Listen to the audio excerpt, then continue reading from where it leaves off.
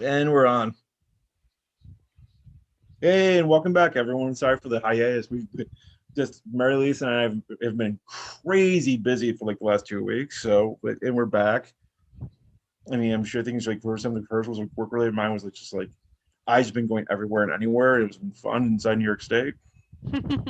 Hey, everybody deserves after last year of not being able to go anywhere, you To know, go somewhere. take Yeah. advantage of it's been a beautiful summer for the most part. Storms, Hey, here and there, but I would say speak for yourself. It's either been 900 degrees in nothing else Rochester is new. Well, okay, it's been a or little hot. thunderstorms. It's definitely been a little hot, but it's been a Well, summer where things are open and we can get back to, regular living, take advantage of it for as long as we can because who knows, now that the CDC is recommending mask wearing again indoors, I think our time of being free, is going to hopefully we get through the summer and I then hope so we too. then we can start wearing masks again and social distancing and all that. I just want to get through the summer. I hear that. I agree with that. So yeah, we got a decent show tonight. I hope. I mean, we got a lot to cover. I mean, it's not just because we were gone for 2 weeks. A lot has happened, just period. Yeah, like the Olympics have Yeah, yeah. started. And which is a minor miracle and stuff. I'm still surprised it's going on considering all these COVID cases. Honestly, I don't think Tokyo had much of a choice because the contracts, like the way that Oh the yeah. insurance works, they would have been financially screwed if they Well, did not, unfortunately, they're not. No one tends to make money off the Olympics. The United States is like the rare example. I don't know well, why or how, but we're because like they the got all the shit only. built already. Well, that's a large part of it, I think. But, you know, Tokyo, like they don't have fans. So you're not even able to make up any money in ticket sales. You're not making up money in concession So sales. it's You're like not. going to a so it's like going to a Jets game this year. Yeah, kind of like going to a Jets game, but they're counting on that. So, they can prepare for it. Tokyo, I think, was hoping, and I know there has been talk of maybe minimal fan attendance, but I mean, I don't know. Cases are not good Just there. It's yeah, not just no just the restrictions going. Olympics. Pro wrestling events have gone back to running big shows.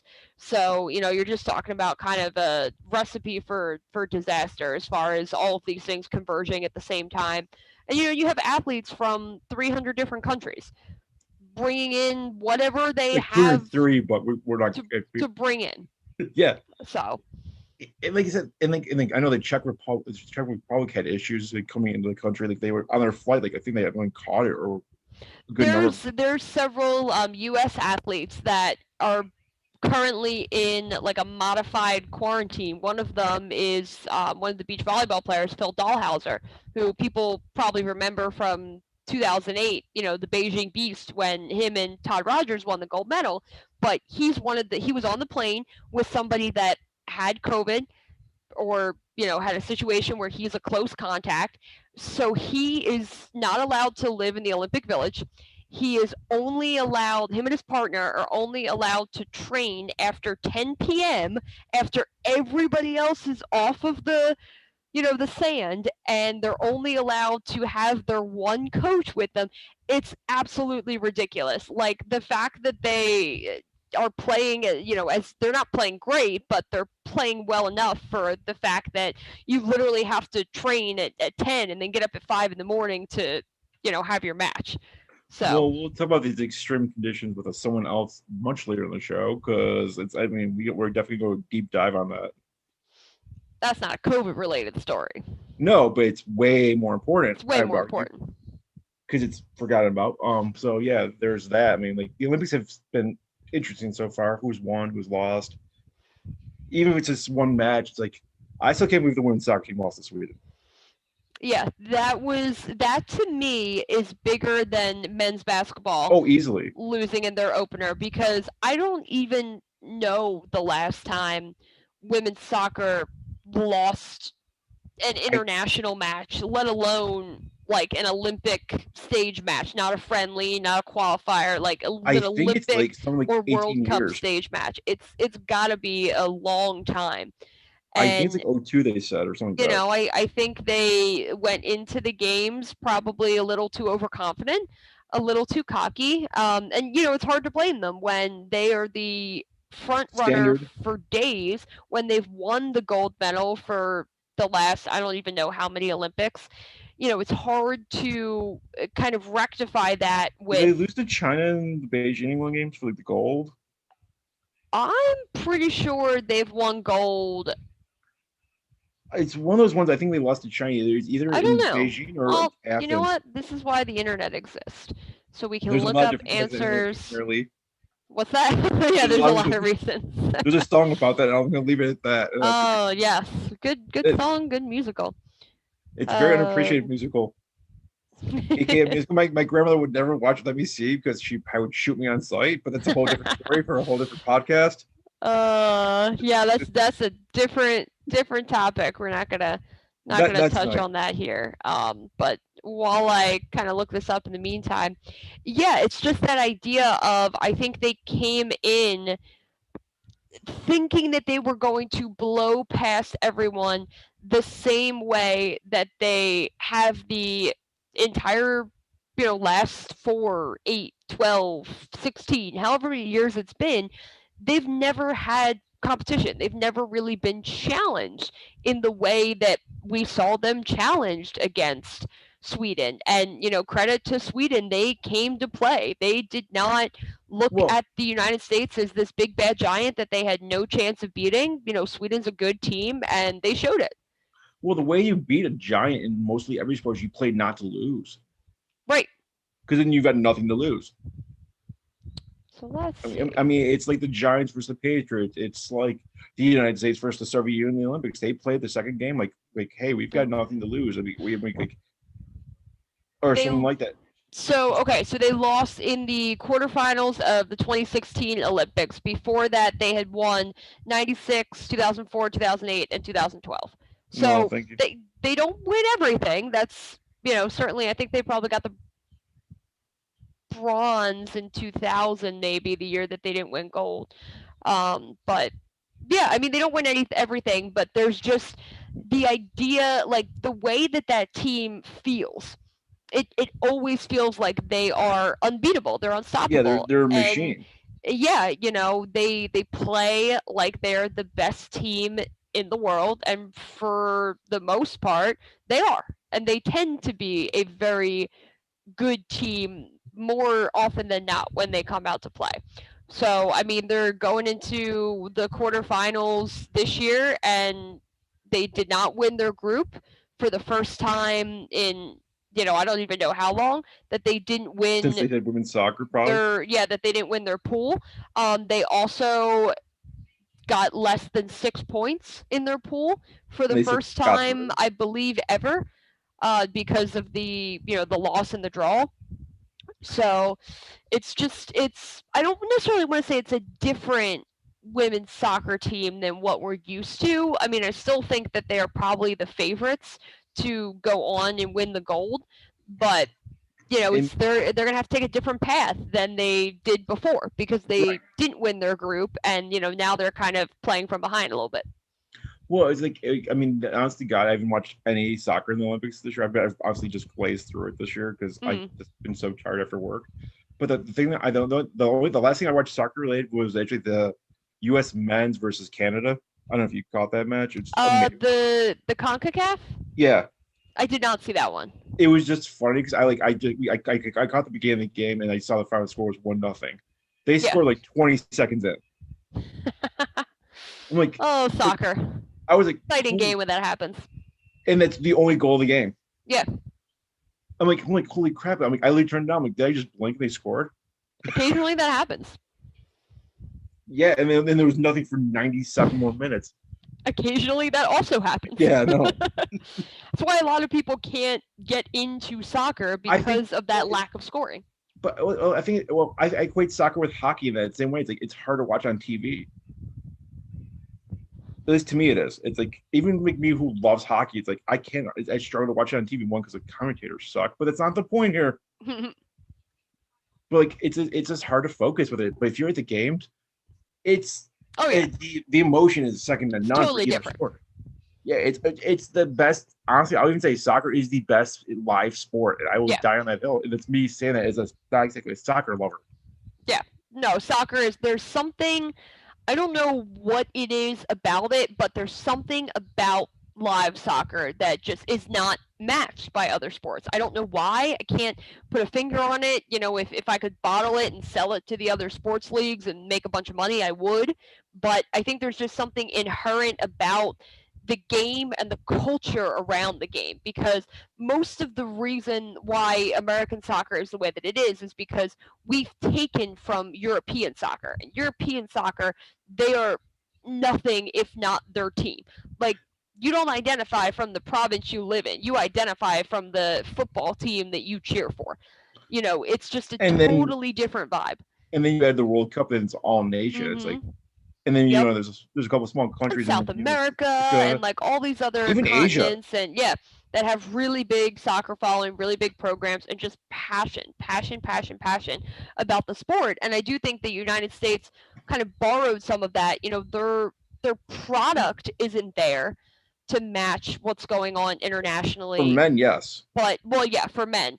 For women, and I've said this to people before, and I will say it again, if the United States wanted to win every women's sport that was out there, we could.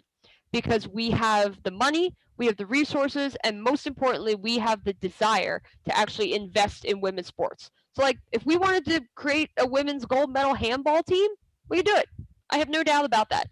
We choose the sports that we choose, but the fact is the United States is so far above the rest of the world when it comes to women's sports and how they're prioritized. Because you look at a lot of these other countries, if they can't afford to prioritize a women's sport and a men's sport, they're going to pick the men's sport because there's the potential for more money. Exactly. And I think to go along with that, it's also the fact that like most countries have women second no matter what. Also very true. I mean, there's not many countries that have like women on the same field as men, or like I said, as like other premier thing. Like, right. I think like for soccer, I think that the United States knows there are cash cow. Like we can make money. They don't. We don't have to pay them. Like it's crappy to say. We don't have to pay them as much. Yada yada yada. And they get the crowds.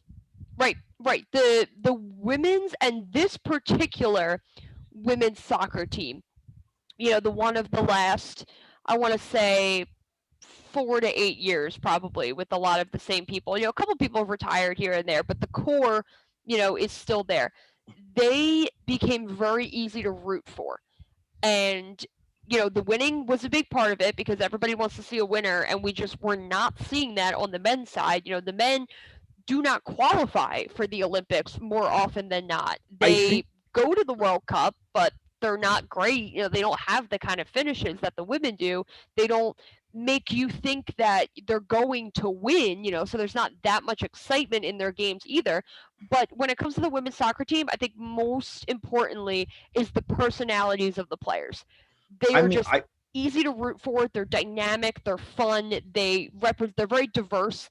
They represent a lot of different sort of ideas, and they're really, they're social justice warriors, and they stand by what they believe, and they're very passionate. Like, they are something that people want to root for. They're a unit of women, I shouldn't say girls, but women that people want to root for. I want to get my friend Tim on sometime. He coaches the University of California, I think Santa Barbara, if I remember correctly. He's at one of UC schools. I just forgot which one. And I want to know why it's just like, where's the tail off so big for men in America, where it's so my understanding of it is just sheer investment in time and money. It's not even so much that. It's that, and the same thing is the reason why we haven't had, really good men's tennis players. The United States used to dominate men's tennis. We even had good tennis players. Andy Roddick won one major, and no one has won since he did, and that was over a decade ago now. The problem is your best athletes are not playing tennis. Your best athletes are not playing soccer. Your best athletes are going where the money is. And the money is in football scholarships, basketball scholarships, and to a lesser degree, baseball scholarships. And I agree with that. I was going to say, I want to just badly say I would love to bring my friend Tim on sometime and we talk about it more. I mean, if anyone knows soccer about one friends, I trust him the most. I mean, like, his dad was like a professional soccer player. Like, he played against Pele in Rochester. Wow. That's pretty awesome. He's got Pele's jersey. Let's put it that way. It's like to me, even though they said I'm not the soccer lover that like other people are, I thought that was the coolest thing ever. Yeah, well, everybody knows Pele. That's a name that transcends the sport. But it's just crazy to think a kid like a guy from Rochester has his jersey from like the Jersey Swap. Yeah. And like I said, I get it. It's like, but it seemed like that's always been the problem. Even like growing up, like our parents growing up, it seems like okay. Like I mean, I know my high school did that. The year after I graduated, they pulled like this goalie from the varsity football coach pulled the goalie out of the soccer team and made him the kicker and punter. Yep. Yeah, they funnel athletes out of soccer at a young age because they know that the opportunity for them to, if they're really good, the opportunity for them to get a college scholarship and play in the NFL, make money, things like that. Even if you get to the highest level of soccer in the United States, which is the best that most US players can hope for. Playing internationally is a dream that so few achieve, especially at the highest level. So if you look at the apex is getting, to MLS and getting to the club teams at that level, you are still not making the kind of money. You are still not getting the kind of sponsorships that you could get if you were as talented an athlete, but they funneled you out and they put you in football. And that happens all over the place where they see athletic talent and they say, don't play tennis, don't play soccer, go play football. You'll make more money. Go play basketball. You'll make more money. That's just the way it is. Yeah. And like I said, and most of them can because they're such a great athlete.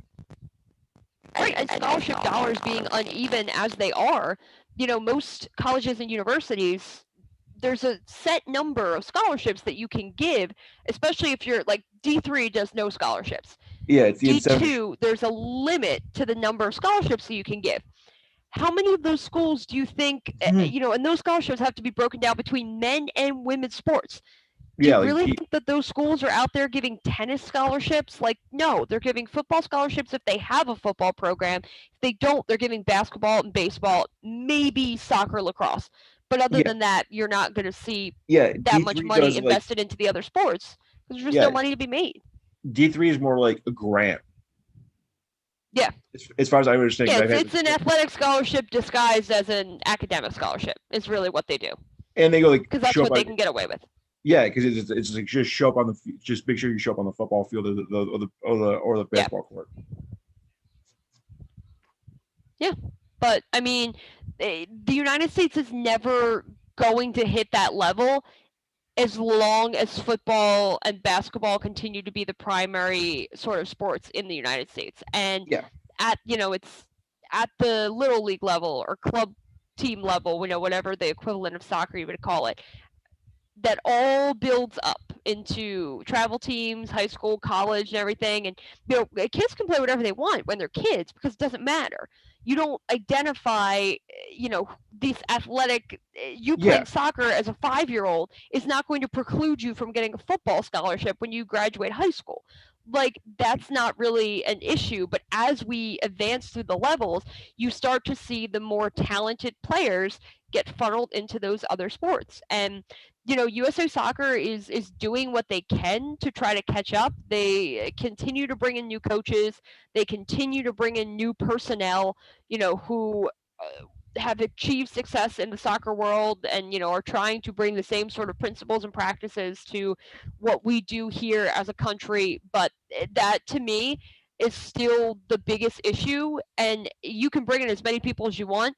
As long as you have your most talented players not opting to play soccer at the, collegiate or even high school level, you're going to continue to fall behind other countries where soccer is their number one. Like, you play soccer, that is a privilege. That is an honor. That you don't there's no choice for Italy, you. For example. Yeah, like there is no choice for you. You don't choose baseball. You don't choose basketball. You play in those sports if you're not good enough to play soccer. Like it's a totally different dynamic than what we have here. It's like playing like baseball in 25, 30 years ago. Yeah. Because I think even like as much as we talk about football these days, football is number one now. But like, say even 25 years ago, it's like, oh, that's cute. You played soccer or even football. Like that's cute. You're playing baseball. Baseball used to be because that's where the money was. That's where the prestige was. I mean, it still is, but we won't go there. It's just quieter now. It's not as much as football. Football's No. overtaken baseball in terms of And it's not being even America's close. pastime. Yeah, it's not even close. Too much money to be made off of football. And it, in all honesty and in all fairness to most people, football's a more exciting game. Yeah. So Unless you count especially except for when the Vikings lose to the Lions last night by a field goal. Oh, was that? No, no, preseason didn't start, no. right? No, that's next week. You didn't hear about that baseball game last night with the Oh, yeah. Sorry, I was very confused. I was like, I I'm do it all the pretty time, sure too. preseason hasn't started yet. Yeah, the Buccaneers beat the Yankees. I guess the Bills would be the closest equivalent. Giants. Would it be the Giants? Giants. They're Jersey. The Giants So are what? the Giants are the equivalent to the Yankees. I would say that. I don't know if I'd equivalize it that way, but anyway, yeah, they beat them by 2 touchdowns. Yeah, but and still, 2 extra points because those are not gimmies. Can you give me can you imagine scoring 14 runs in a baseball game and losing by 3? Losing a baseball game by 3? Yeah. The Tigers beat the Tigers beat the Lions. I got this one. The Tigers beat the Twins. There we go. They beat them like 17-14. Yeah, that's insane. Like if you lose a game 4-1, you're losing by 3. But to have both teams score that many 31 runs in a game? It doesn't happen that often. I mean, it's not as rare as it may seem. It does kind of happen at least once, maybe twice a year, I would say. Maybe even more than that. But it still just feels weird. Yeah. So yeah, that was that. But let's see what else we have on our list. We talked about USA basketball. And like Patrick Ewing nailed it. He's like, the world's catching up, and they're catching up faster every Olympics. And that's the other thing. Like everybody looks at the U.S. men's team losing their opener, and they're losing their their opener to France, and then they lost one of their prelims beforehand.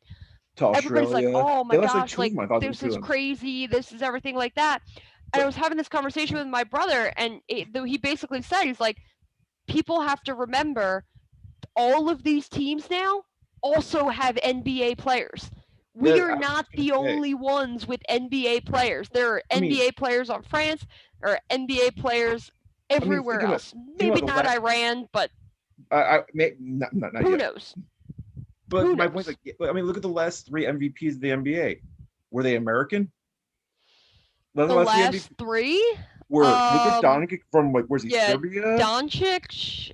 He's playing for somebody in the Olympics too. I don't know who it is. And he scored 50 in 48 in his debut. Yeah. It's one of the Slavic countries. We'll just cover our bases that way. Yeah.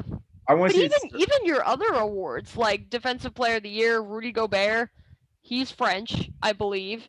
Yeah, but Giannis is Greek. Yeah, Giannis is Greek. So Joel it's the last 3 MVPs. Is Cambodian, something like that. He was an MVP runner-up. He's not from the United States. Yeah, it's just like even Ben Simmons, he's from Australia. It's literally the world game. It's becoming the world's game, and FIBA is starting to, you're seeing that. You're seeing that more, not to say that it's taking away from soccer, because soccer or football is still the world's game. It is played by more countries than any other sport is. But basketball, I think, is starting to find a nice niche in there, because basketball is a sport that you don't really need a lot of money to play basketball. No. So some of these poorer countries, you need shoes and a basket. Yeah, it's really not.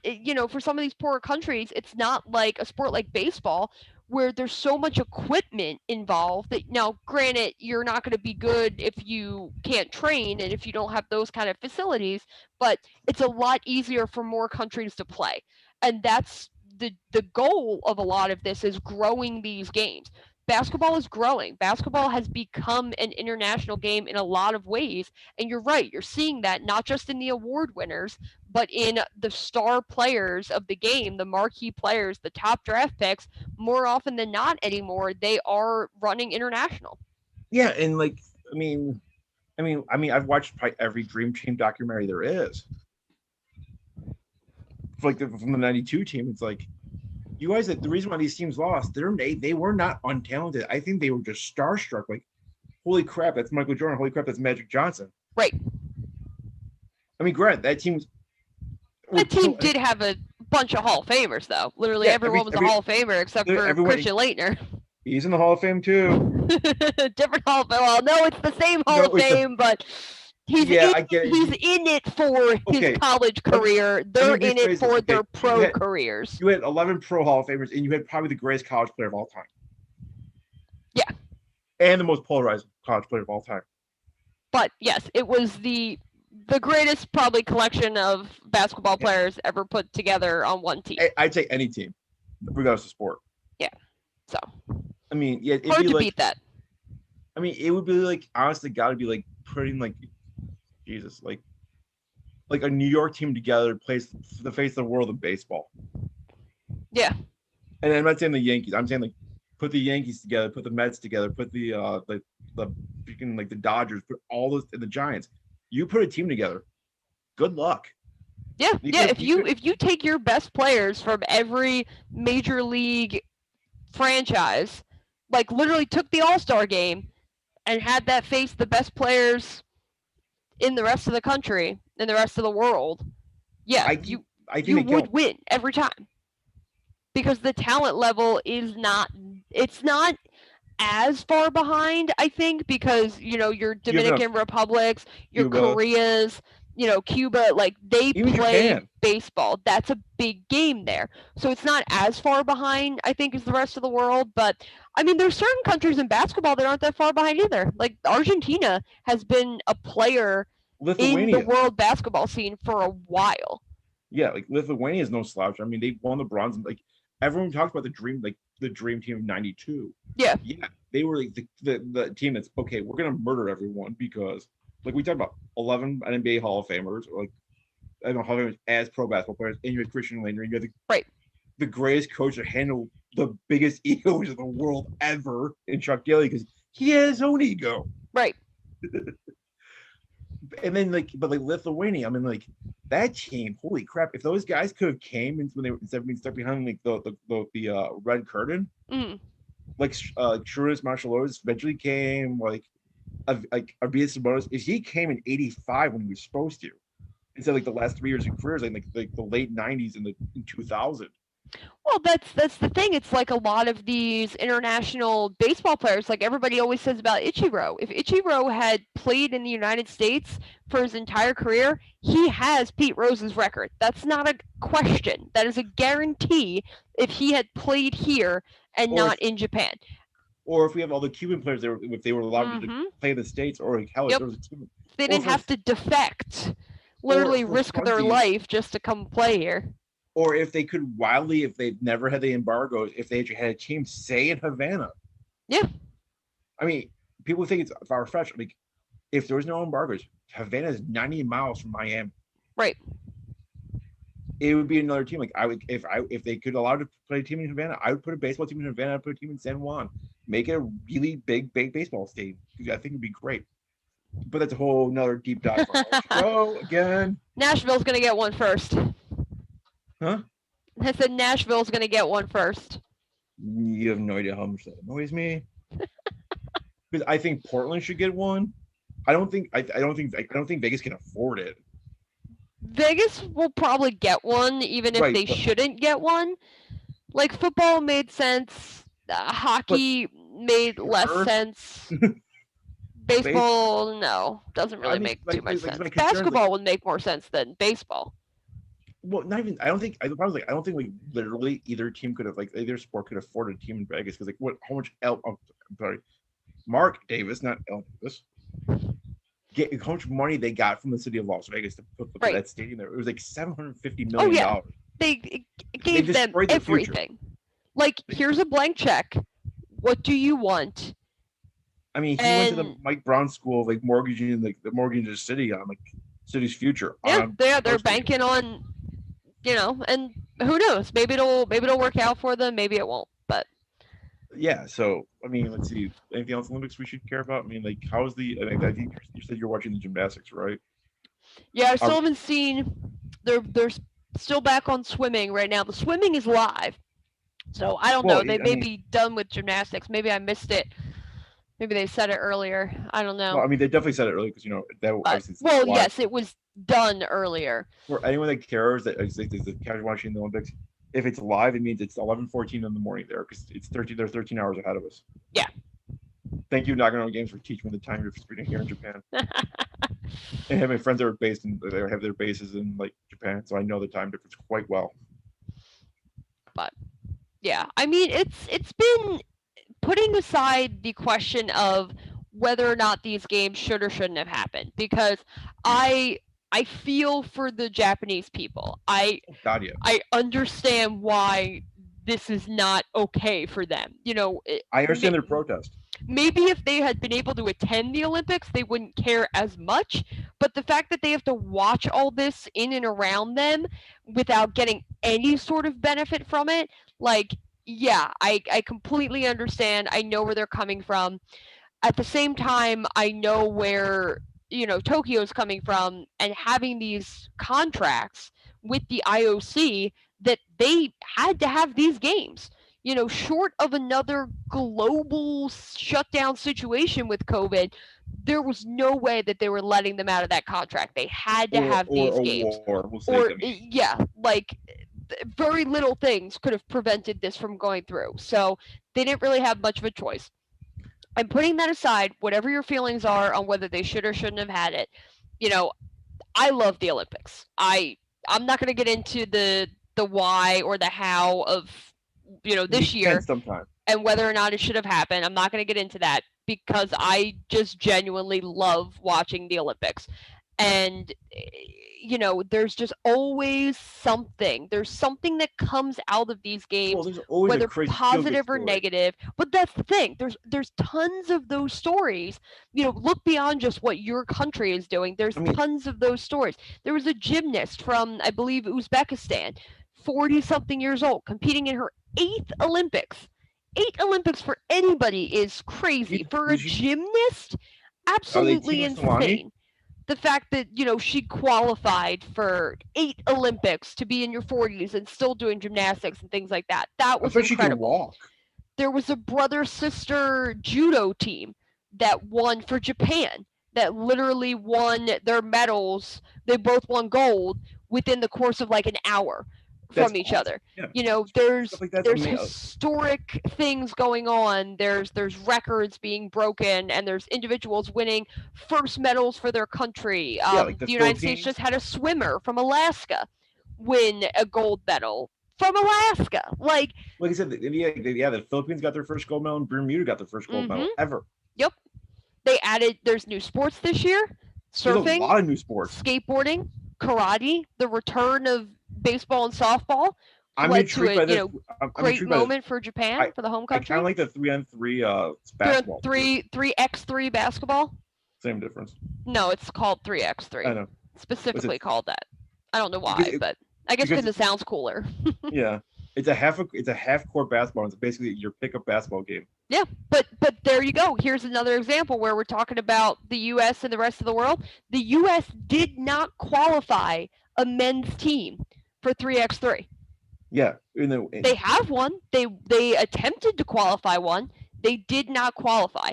And it just goes to show, like people are saying, you can't just take 3 of the best basketball players in the NBA, throw them on a 3x3 team, and have them be the greatest in the world. This is a different style game that players actually, there's popularity to this style of basketball now in the United States, that there are guys who are specializing in it.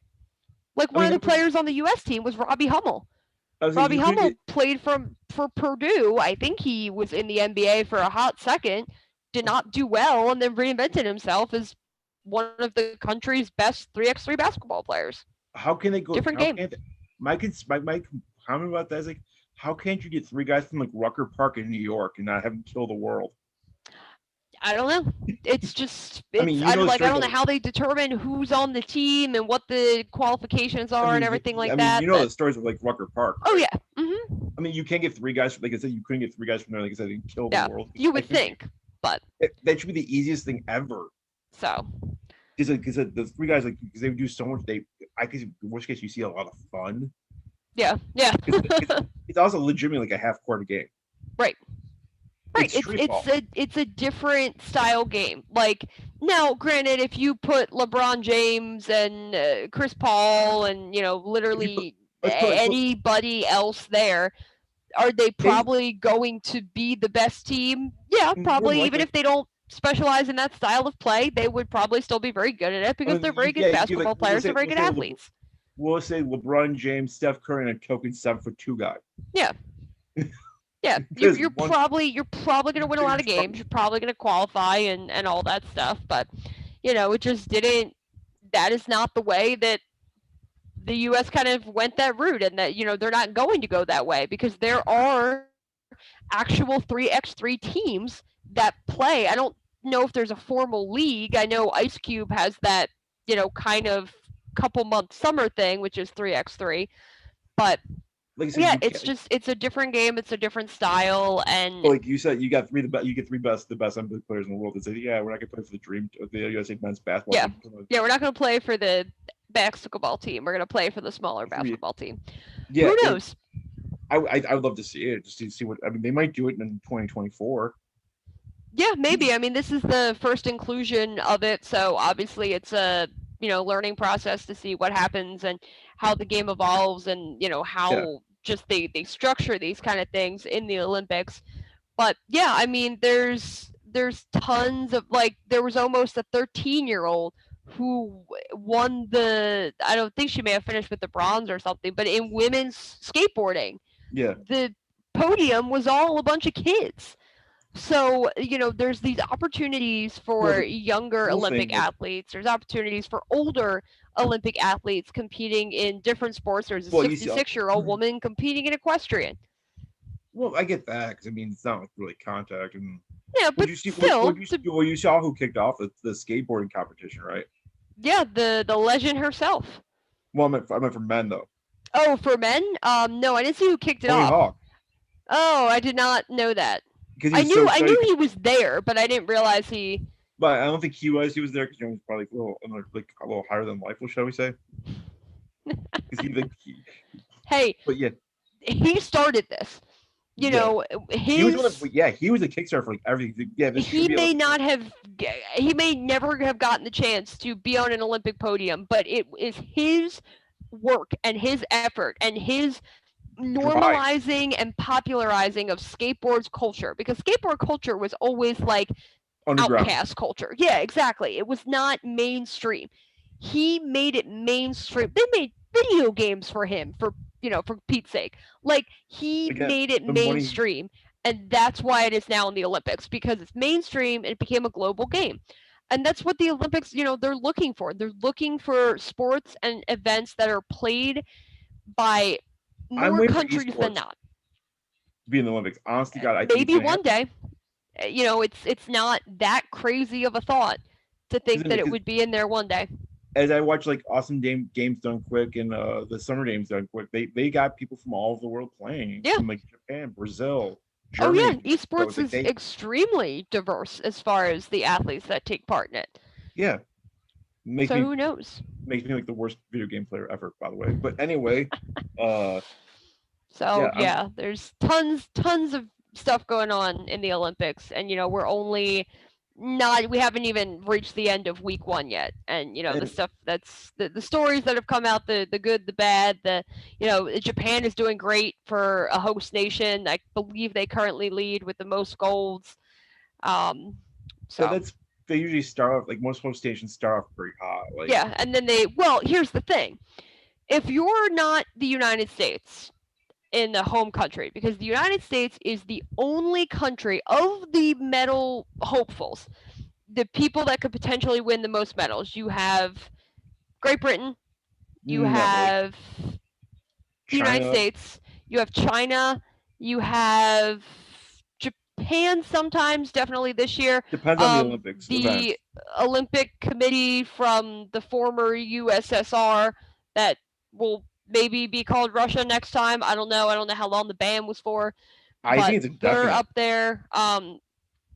The separator between the United States and all these other countries is the United States is good at swimming. the United States is also good at track and field. The most medals that are to be won in the Olympics are across those two sports. Because There are it's more individual events and more individual team events. disciplines across those two sports. No other country, China, good at swimming, good at diving, Well, that's their national sports. nothing in track and field. Yeah, Or like- nothing in track and field. or like- Australia, good at swimming, nothing in track and field. And then you have your countries that do really well in track and field, which tend to be your The United African States, or Jamaica. South American countries, not good at swimming at all. We're the only ones who are good at swimming, good Good- at track and field. Good at everything. Well, that's the thing. You throw in gymnastics, which we sometimes do well at. You throw in volleyball, which we're pretty good at. You throw in, basketball and all these other. But basketball's one medal. Right, but that's what I'm saying. The reason why the differentiator is Oh, yeah. swimming and track and field. You could throw in gymnastics as well There's because there's enough. several medals there, but we don't dominate men's gymnastics enough for that to be the needle mover. The needle Right, but- mover is track and field and swimming. Yes, absolutely. Like you said, like So- was Mike Fox had what 8 gold medals in the Olympics? Yeah. I mean, Yeah. it's like Like and 8 medals, one person. Some countries don't get 8 medals. right, and it's like, I mean, people talk about he was the most dominant Olympic athlete ever. I will refute it just because they're. I mean, I won't say he's way up there because he is, Mhm. but it's like he can. They use the argument about how many medals he's got, but it's like I don't use that as a qualifier because I don't have a person that would never lose. Like what we talked about, like with Alexander Crown, who lost twice in his whole amateur career, was like 880 and 2, Mhm. like something like that. And he won like 3 gold medals and a silver. Well, it depends. It's like anything But else. I'm It saying- depends on how you define dominance. Some people count the rings. In this case, they're counting the medals, Medals, specifically yeah. the golds. It's the same. And I get it. It's like I'm not refuting the fact he's amazing. But if you have the chance to win 8 medals at the Olympics compared to 1, is it really a fair comparison? I mean, yes and no. It's very difficult to go 100% when you're in 8 different events, and some of those events are relays that you're relying on other people. So I do contend that year is the most dominant performance of any Olympian that we've ever seen. You will not see that repeated. No one will get just to take part in 8 events. You don't see guys or girls doing that. So that record is never going to be touched, in my opinion. The only place that I could it see the could third be touched is swimming, Yeah, and I don't think we're going to see that.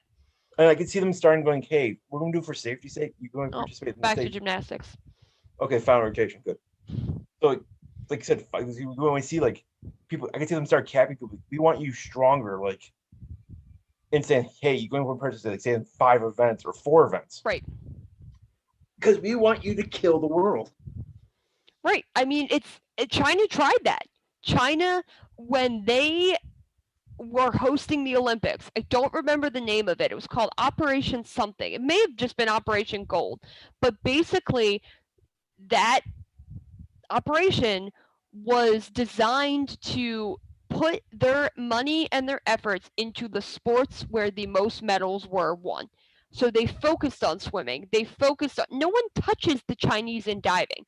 No Well, one that's because touches it's their them. national sport. Yeah, like synchronized diving, you're playing for silver. The United States men's team won silver in the 3-meter synchro springboard, and I'm looking at that. I was like, you know what? These guys should celebrate like they just won the gold, because silver was the best they were going to get. China you will not touch them. They are so good at that. They historically were not good at swimming. But when Beijing came along, they're like, you know what? We're going to put a lot of our resources, we're going to put a lot of our money into this because we can be good at it, and there's a lot of medals to be won. Same with gymnastics. Track and field, I don't know if they tried that approach or if they just were kind of like, we don't quite have the athletes for that.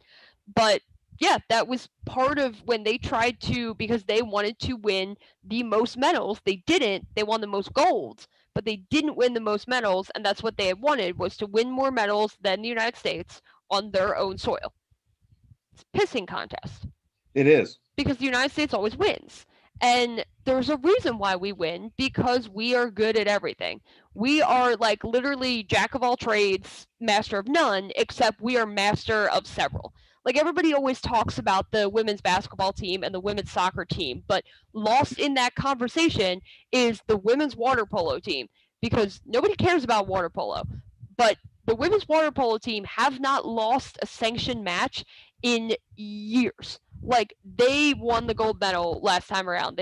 I think they won the gold medal before the time before that as well. They're the predominant favorites to win the gold medal again this year. You know, water polo. Like people don't think about that, but that Because is another sport. It's not a sexy televised It's event. not a glamorous sport, and it's not on all the time. Exactly. Like volleyball. Volleyball is another one. The women's team has a really good shot at goal. The men's team has a really good shot. Not indoor volleyball. Beach volleyball, yes. Beach volleyball is sometimes televised.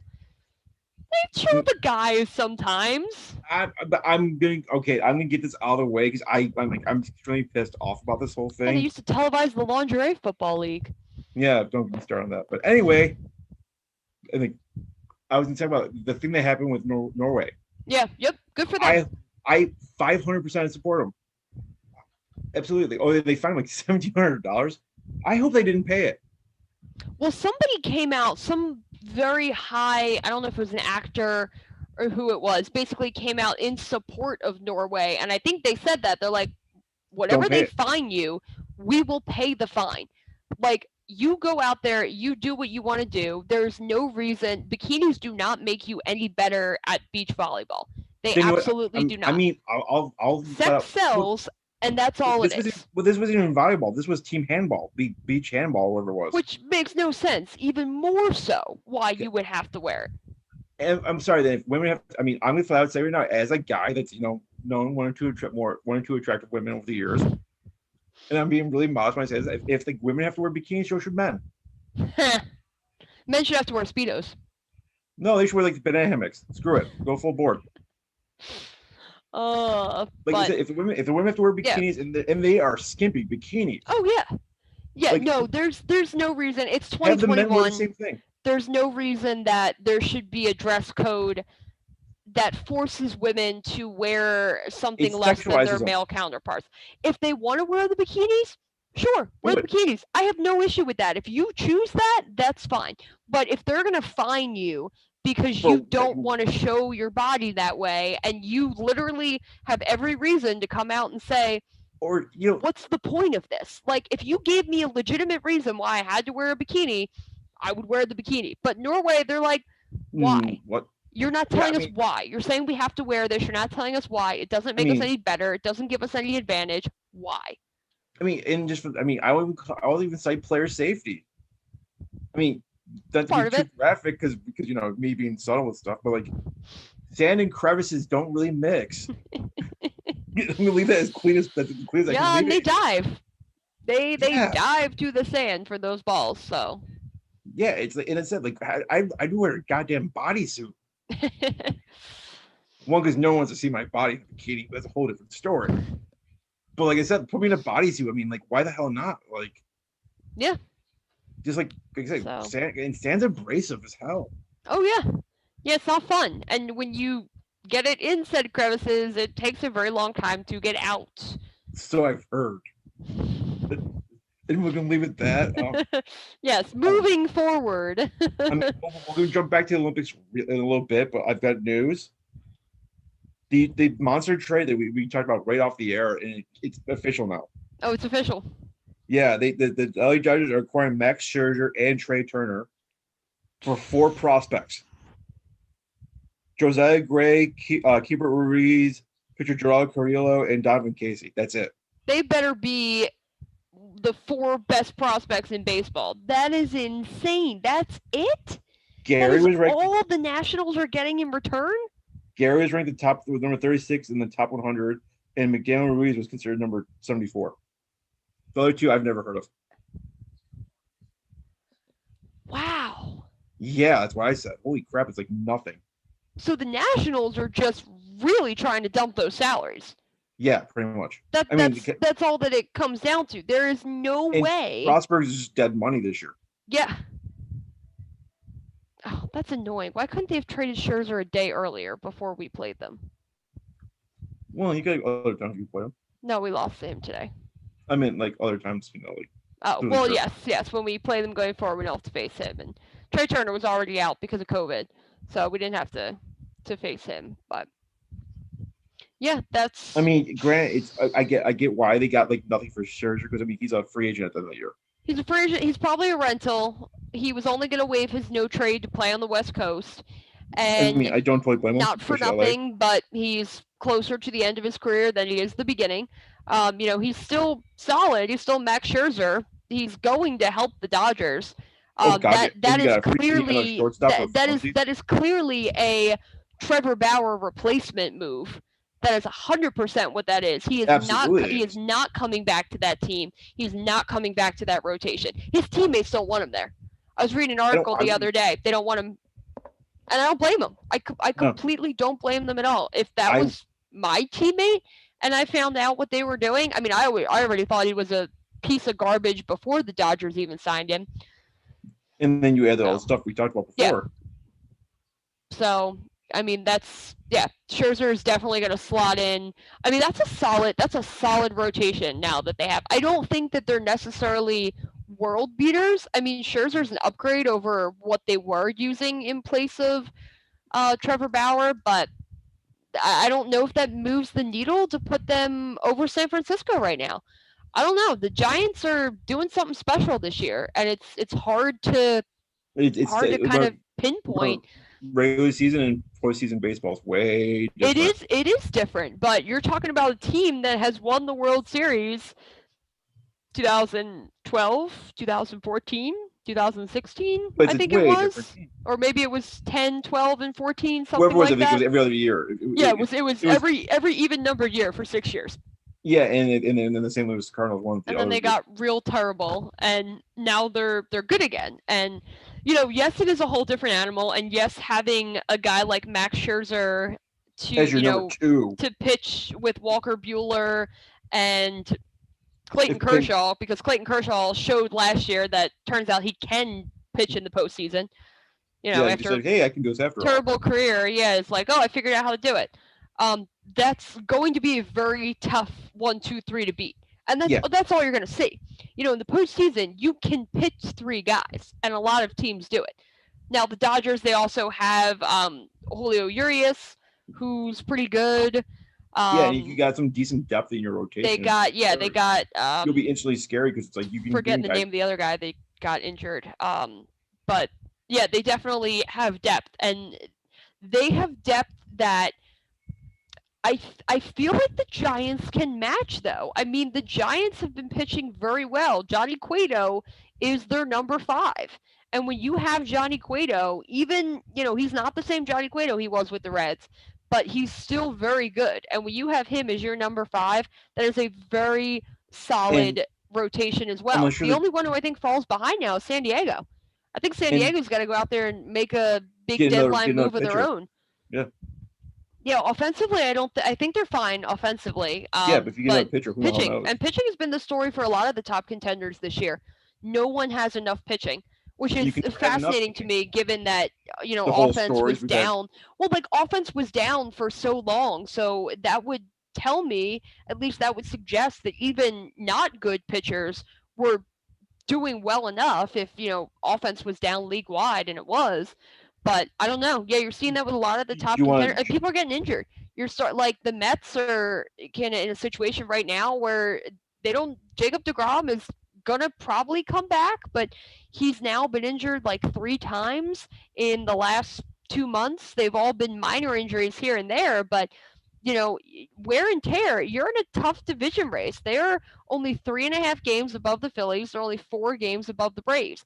That's a tough division race. You need him in that stretch run. You need him for the playoffs.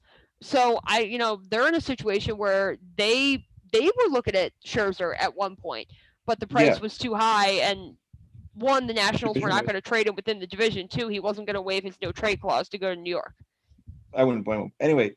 So there's also another baseball news that happened about 10 minutes ago.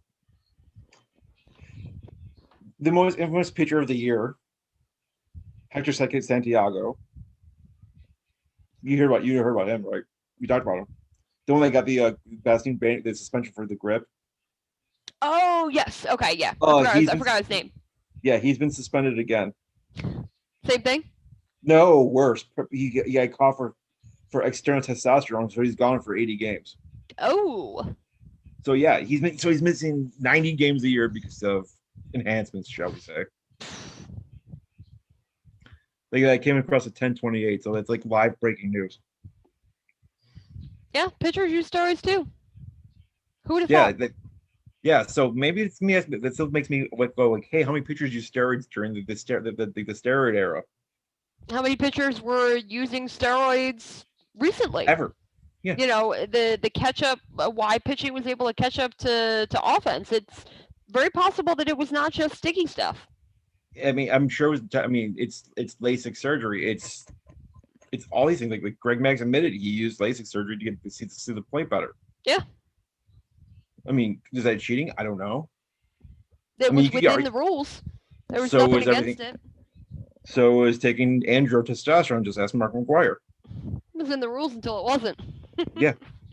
Basically, yes. So anyway, I mean, let's see what else. It's like Yankees also made some big moves. yes, they did. Not sure why. They're still going to finish in third. I think yeah, they got the Pirates' biggest fan from the Cubs. That's gonna look really weird tomorrow when he's in a Yankee uniform. It is gonna look really weird. Like Joey Gallo doesn't surprise me as much. No, because he's a left-handed bat. He basically is like he reminds me of A-Rod going from the Rangers to the Yankees. So like that one doesn't feel weird. But Rizzo, I don't know. Like he's a player that will fit in New York. He has the personality for it, but it just doesn't like I don't know. My brain is not fully computing it. Neither mine. I'm your resident Yankee fan. Oh, anything going on in the Olympics we should know about? Suni Lee is doing her floor routine. Nice. Women's gymnastics. I still think that's like the hardest one of all the women's like the floor. Oh God, yeah. No, balance beam. Balance beam or 100% balance beam or uneven bars. Honestly, got uneven bars like. But see, all of that, like. Should we agree on not to say they're easy. None of them are easy. No, that's the hardest sport in the world. I would die on that hill. It feels like it is. It's easier to balance on the floor when you do your tumbling attempts because you have the space. Or should I say hardest physically? The ability to, land like balance beam. Yeah, I've always thought balance beam is the hardest for women and pommel horse is the hardest for men. Like I said, maybe should I bring the girl I like who was a gymnast for a while? Once again, people I know. And Kevin, so I have a crush on her. But anyway, moving on. It supplies me with my wine. But anyway, moving on. Yeah. But I mean, oh God, I will die on the hill that says the women's gymnastics is the hardest sport in the world. Yeah, no, I completely because we will talk about we'll talk about that big elephant that's in the room. Yep.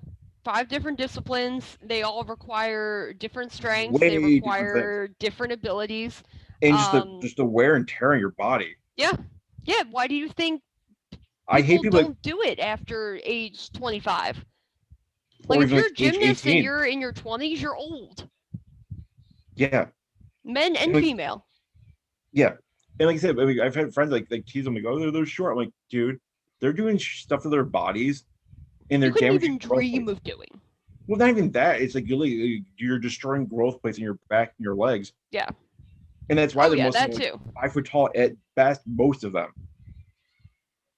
Yeah. Nastia Lukin was like always tall for a gymnast. And she's like 5'6". Yeah. I mean, I know my ex-fiance was like 5'11", and she did like floor exercise because she couldn't do anything else because she was so damn tall. Right. And like you mentioned, the balance beam is 4 inches wide. For perspective, my foot's like 4 inches wide. Yeah. Like I can't even walk on a goddamn balance beam, let alone do a back handspring.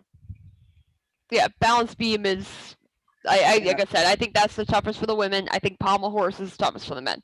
I won't refute the men at all because that thing's just like, what the hell are you doing? It's literally all arm strength, 100% arm strength.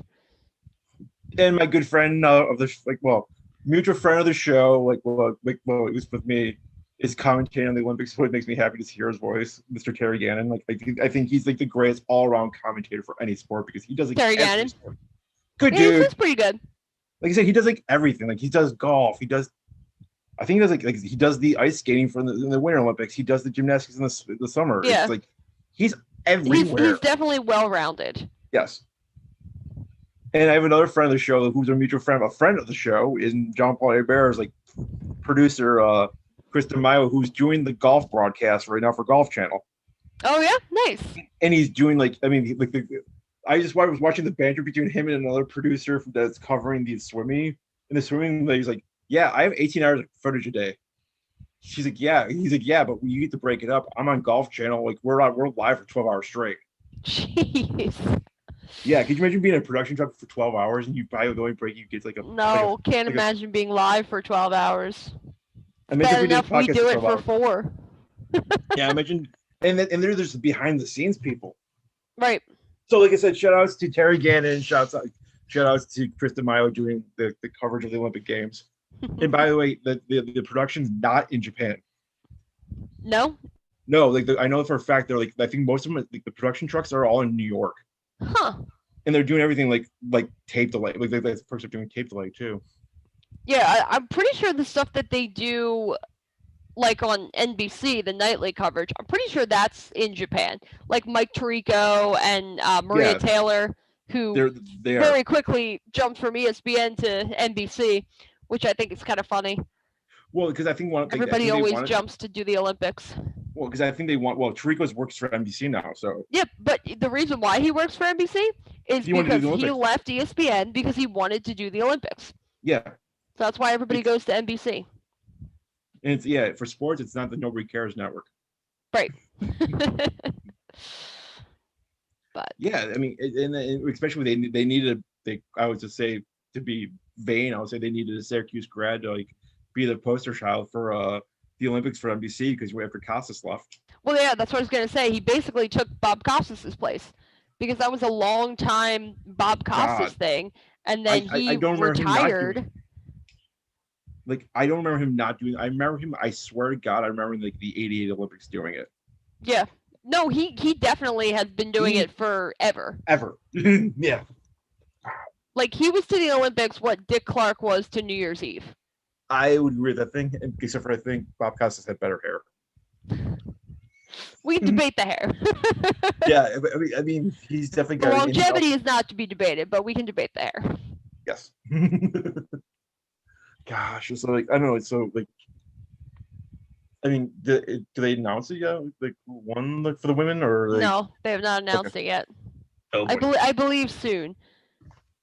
Because we'll go live with that as soon as it happens. They showed the American do her routine, and normally the American is towards the end. The way so the Brazilian person.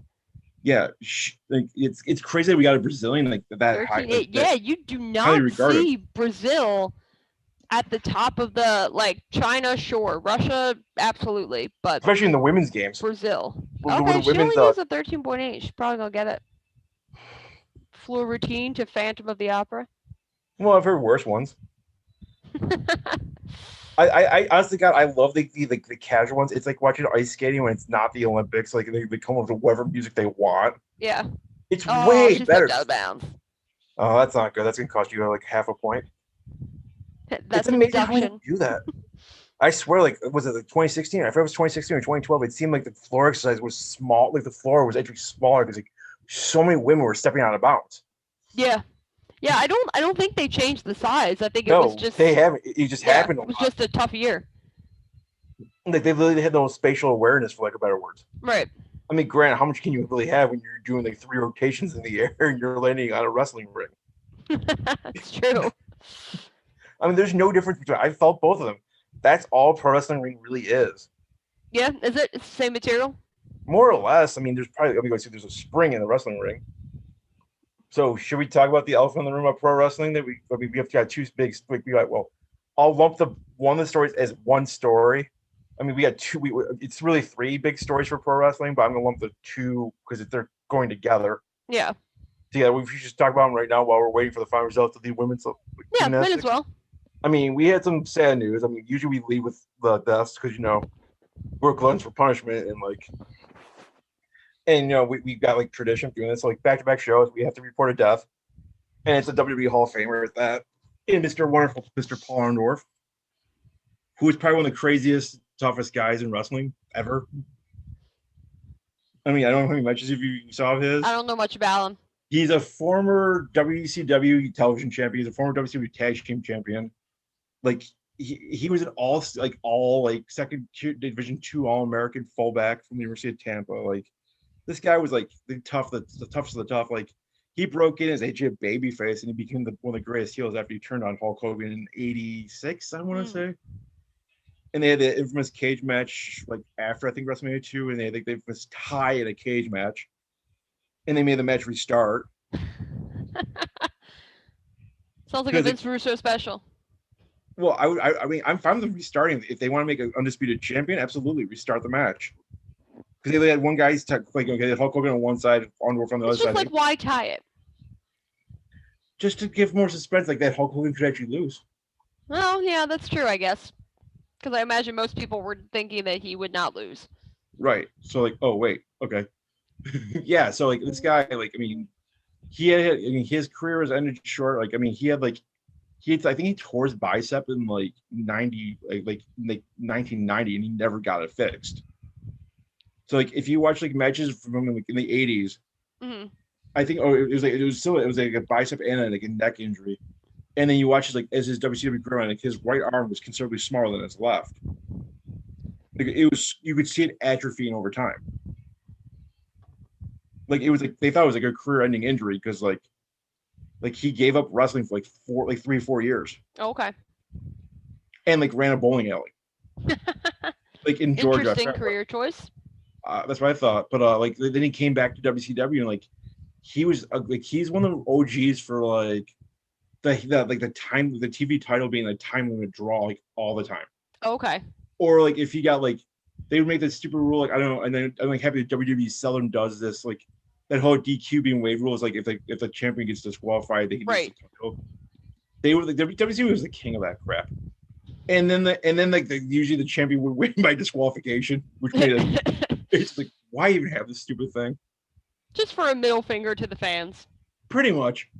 But like I said, I mean, and then yeah, he was most known for being in the main event WrestleMania 1 with it was Mr. T and Hulk Hogan versus Roddy Piper and Mr. Wonderful Orndorff, and he's a 2-time Hall of Famer because like he's the one that infamously left his Hall of Fame plaque in his hotel room because he thought the WWE Hall of Fame at the time was worth its weight in anything but gold. So he literally left it purposely. He's like, I don't give a damn about this. Damn. And like, I mean, he came out for when like they had like the Hulk Hogan birthday celebration as like Hulk was their rival, but he still like shook his hand. Like, yeah, they did the whole thing at WrestleMania 30 when they was like so reluctant to shake hands with Hogan just as a storyline. But it was part art imitating life and life imitating art because apparently they had like a big falling out. Because the whole unionization thing, like with like he wanted it too with Ventura, and then Hulk, and they talked to Hogan about it. Hogan told the Vince, and the rest is history there. And like I said, he had a career. He had a career-ending neck injury in like 94, 95. So he retired for like 5 years, and came back for like a one match in the and of course WCW 2000, which we still didn't watch and talk about. Mm-hmm. And he did a power driver, hurt his neck again, and so then he just became like a trainer, like behind the scenes, like. And in later years, I mean, like he'd make sporadic WWE appearances. I think he did a couple tables for threes, and like I said, he got in the 2004, I think the 2004 or 2005 Hall of Fame class. I mean, this guy was well deserved for being the Hall of Fame. Like, he was an amazing guy, yeah, like an athlete. And then later years, he grew the greatest mustache of all time. And then like he was diagnosed with like 3 years ago, I think he was diagnosed with like Alzheimer's, and then like about a month before he passed away, his son, if you like just like YouTube search like Mr. Wonderful Paul Orndorff, you'll see some good wrestling matches, no doubt, but you also see a video his son recorded, and he's in an Alzheimer's wing. Oh wow! and you could see like he doesn't know anything, and like his son's trying to feed him, and he's grabbing like the salt packets and eating the salt packets. It's one of Jeez. those. It's like, I mean, if you're like an old school wrestling fan, do not watch the Alzheimer's one because it will just break your heart. I mean, like anyone you see that's got that horrible disease, it's just Yeah. like, why? It's like, why is this thing a thing? Right. So yeah, he passed away like I would say 2 weeks ago. Like I think it was like 2 weeks ago. Like I think it was 2 weeks ago to the day. Like that he passed away at the age of 71, and he was part of the concussion lawsuit because of reasons, and like, and understandably so. Like I mean, like it's just depressing. It's like just seeing him pass away like that. I mean, I'm glad nothing's like other like he didn't harm anyone else. Like we've talked about with the Chris Benoit tragedies, but it's like, Yeah. it's still 71's way too young to get Alzheimer's and pass away from it. Oh yeah, And absolutely. Lord knows if you've got Alzheimer's, Lord knows when you actually started having it. It's very true. I mean, especially when you've got so much pride that you don't want to get checked out. Yeah. Yeah, and I mean they're starting to identify in more people these days what they call early onset Alzheimer's or I've early seen it. onset dementia. So yeah, it's very possible that he had it a lot longer than, at least the signs of it had started to present themselves longer than, possibly Right. what he had let on. And like I said, I know for a fact, I think I remember watching like some like psychology, something in psychology of like dementia, and they show like a 45-year-old woman get it. It's like, what?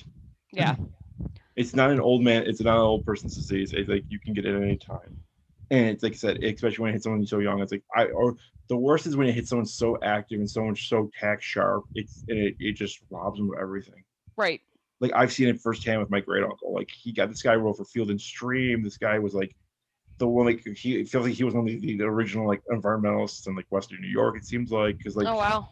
like he would always give me like all these environmental magazines. Like he was like and he wrote under pen names. I mean, the funniest thing about him being like this is the sidetrack. I mean, I know about Alzheimer's, but I think it should be talked about, and it goes with like like our big topic that we will get to.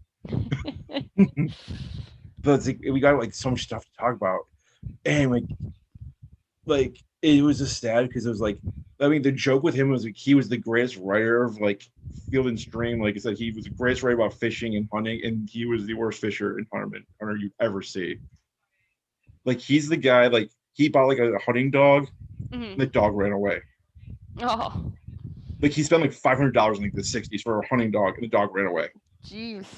Or he's the one that gets brand new tackle box from like Field and Stream, and he goes down the lake and his boat tips over.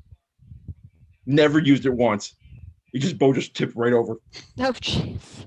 So like I said, he's the worst hunter and fisherman ever. Wow. And yet he wrote about hunting and fishing. That's pretty funny. So he was good at advising it, just not good at doing it himself. Yes. Rest in peace, Uncle Jack, but you know you were bad at this. And like all of his family used to razz him for it all the time. It's like, you wrote about this, but yet you can't do this, this, and this. It's like you have a hunting dog that runs away. And like I said, seeing him like when he got like at the end of his life, like with dementia, it's just like it broke my heart because I know he was there, but he wasn't. Like the light was on, but no one was home. And it was just awful to see.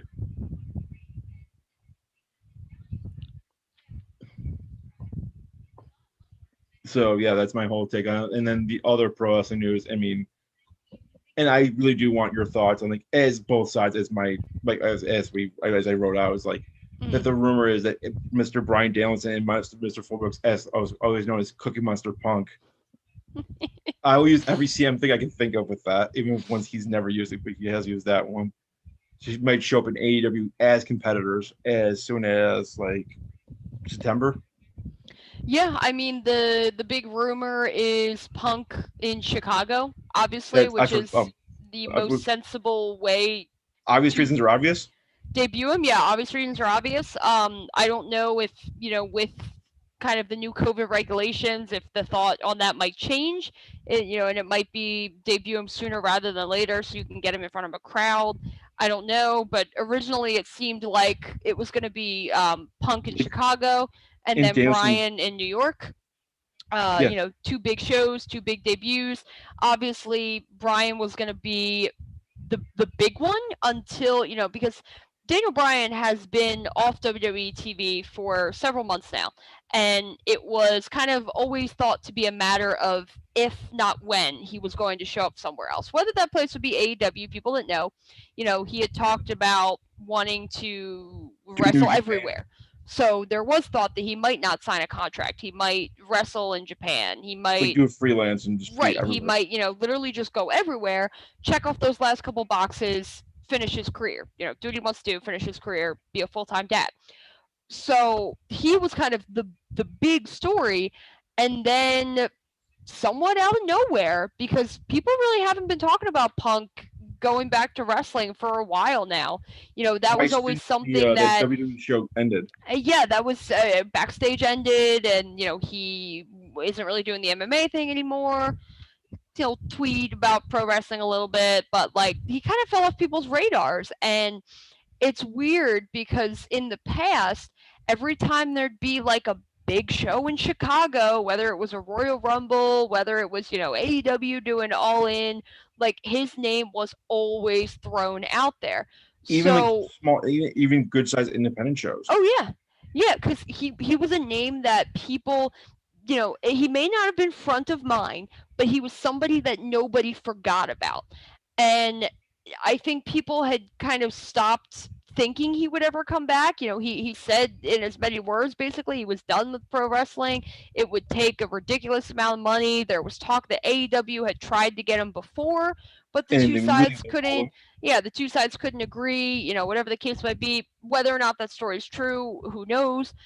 But well, if this story's true or not. Well, that's the thing. This time around, and I'm somebody who I won't believe he's back until I physically see him back, because I have fallen victim to the boy who cried Punk way too many times. Yeah, that's what I started calling it, because that's what it felt like. Right. Is everybody would be like, everybody be like, oh, CM Punk's coming back, and I'd be getting all excited about it, and think about everything, and then he wouldn't actually end up coming back. So I'll believe it when I see it. It's kind of where I'm at. But this time around, it does feel like it is more of a done deal than the talk in the past has been. So it will be very interesting to see, one, if it actually happens, because if it doesn't happen this time, then it is never going to happen. This is literally, this is it. This is the end. This is the boy cries Punk, and then nobody believes him, and the boy gets eaten by wolves. That's what happens. To use a AEW metaphor, saying, it's double or nothing. Yeah. Yeah, in a manner of speaking, because the thing is, as big as Bryan going to AEW would be, and it is big if that rumor is in fact true, and that one they are pointing to 99% that it's true.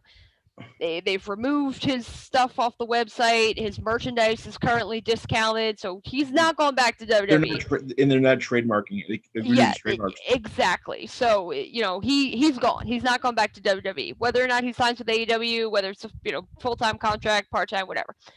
As big as him going there is, and I've said this, two different levels. It is, in my opinion, two different levels. And I've been saying this for a while, that AEW has brought in these guys looking for that needle mover. They brought in Jericho. They brought in the former Dean Ambrose. They brought in Christian. Bret Hart was a one-off, but he's on good terms. Yes, even just his name being associated with them was a big deal. But I'm thinking just more in terms of wrestlers. They brought in Christian, which was a really big one, off of what seemed like a perceived retirement. They brought back Sting.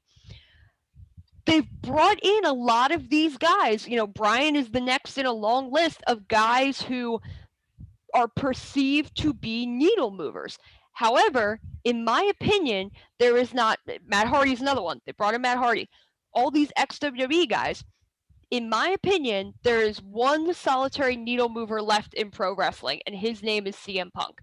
And I don't care if he hasn't wrestled in a while. I don't care. Long-term needle moving, though. we will have to see. We won't know that right away, but I think off the bat, of all of the guys that they've signed, of all of the That would be ex-WWE guys that they've yeah. signed, he is the one that is going to bring that initial jolt of energy, that shock value, the not mass exodus, but people will leave WWE and start watching AEW who never did before. They won't do it for Daniel Bryan. They won't do it for Christian. They won't do it for Matt Hardy. They won't do it for Sting. They will do it for CM Punk because whether you like him or whether you hate him, the way that he exited wrestling was such a big story. It was such a big moment. Not just how he left, but when he went on that podcast afterwards and told all, basically, literally did not, no stopping him. He told all, aired out all the company's dirty laundry, and that was big at the time because people had left the company before and people had said their bad things about WWE and everything, but that started a trend because now Chris Jericho, pretty much every time somebody leaves WWE, whether they go to AEW or not, he has them on his podcast for that tell-all interview. So Punk did a lot of those things. He was a personality. He is somebody who I don't think the majority of casual wrestling fans have ever stopped missing. I think people can say that they stopped missing him. They were done. They didn't believe he was coming back.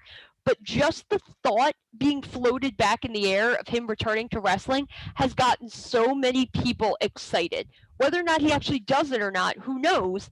But just the thought of it has gotten people excited because, like I said, I don't believe people if they say that they didn't want him to come back. I think they stopped believing it was actually going to happen, but I think the desire was always there. And we're It's about to find out. interesting if they get both of them. I think it hurts them more if they get both of them than get one of them. I think there is the element of oversaturation, which I feel like they've already run up against. Their roster is just ridiculously huge right now. And they're locked into long. And they continue to bring, well, there's two things too. They continue to bring in wrestlers who everybody looks at and says, I want this person to be world champion. I think this person deserves to be world champion. In their history, in their short history, they've had three. They've had three world champions. They don't, at least to this point, they have not done short title reigns. And I have no problem Jericho's with that. reign was long. Mox's reign was long. Kenny's reign has been long. I think it's great too. But the problem is when you have so much talent and you continue to bring in so many people, to only have three champions, that could create a problem.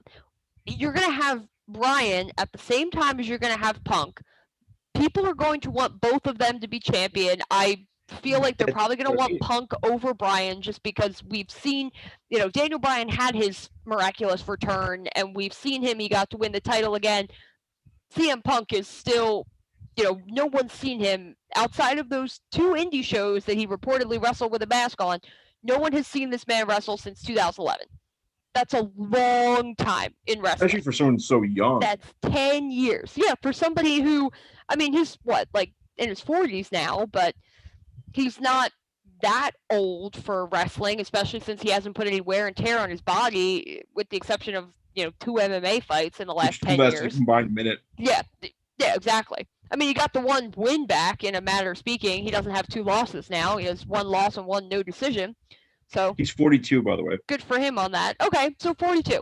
Not young by any means, but certainly still has some stuff in the tank, I'm sure. You retired at 32. Right.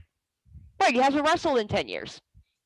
So there's still a lot, compared to other guys who've been doing it all the time, who, haven't taken that break, that is an advantage that Punk has. Right. It'll be interesting to see. It's like they said. They're going to want whatever the next the first paper they'd be all three of them be there, and you're going to want a triple threat match between Kenny Omega, Bryan Danielson, and CM Punk. But it's Punk is going to be the guy. Punk is going to be the guy that people watch for. Right. It's not going to be Daniel Bryan. So Daniel Bryan's moment in the sun there is not going to be what people may want it to be, because he's completely going to get overshadowed by Punk. And it sucks in a way. Because I mean, he's been like, actually active for like the last decade. Yeah. Yeah, and he's a guy who, people want to see wrestle everywhere. They want to see him wrestle in Japan. They want to see him go back to Ring of Honor and have Maybe he'll some have pure, a deal where have he some can do pure it. title matches with Jonathan Gresham. Like, there are matchups that people want to see, but Bryan is a known entity. Punk is somebody who he has wrestled in 10 years. There's so many people It out could be there that he has not faced. There's so my many, and I think he gets more credit for his wrestling ability than maybe what 10 years ago it looked like he was a really good wrestler. Now that we've actually seen what really good wrestler looks like, he was very good on the mic, very charismatic, excellent promo, great personality, always was able to tell these complex stories, but as an in-ring wrestler, not that special. He was just kind of an ordinary dude.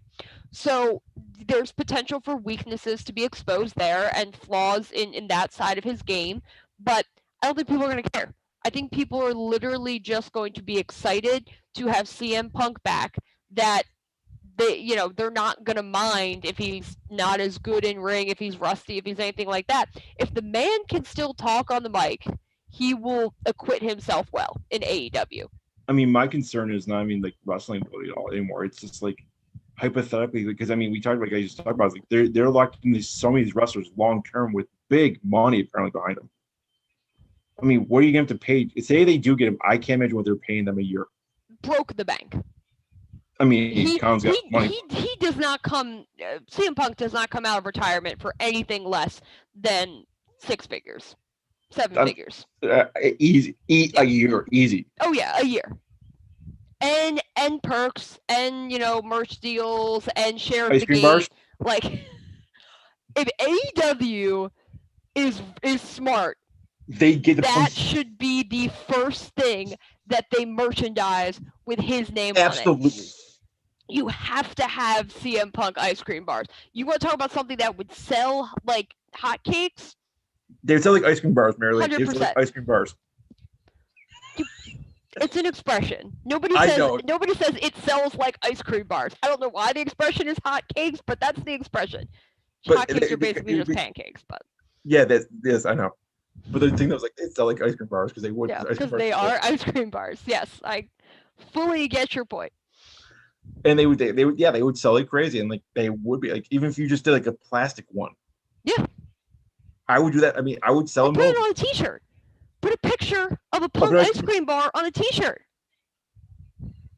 You know what? Okay, I'm just gonna speaking of T-shirts, and I'm just gonna get this out of the way. It's been bugging me for ever.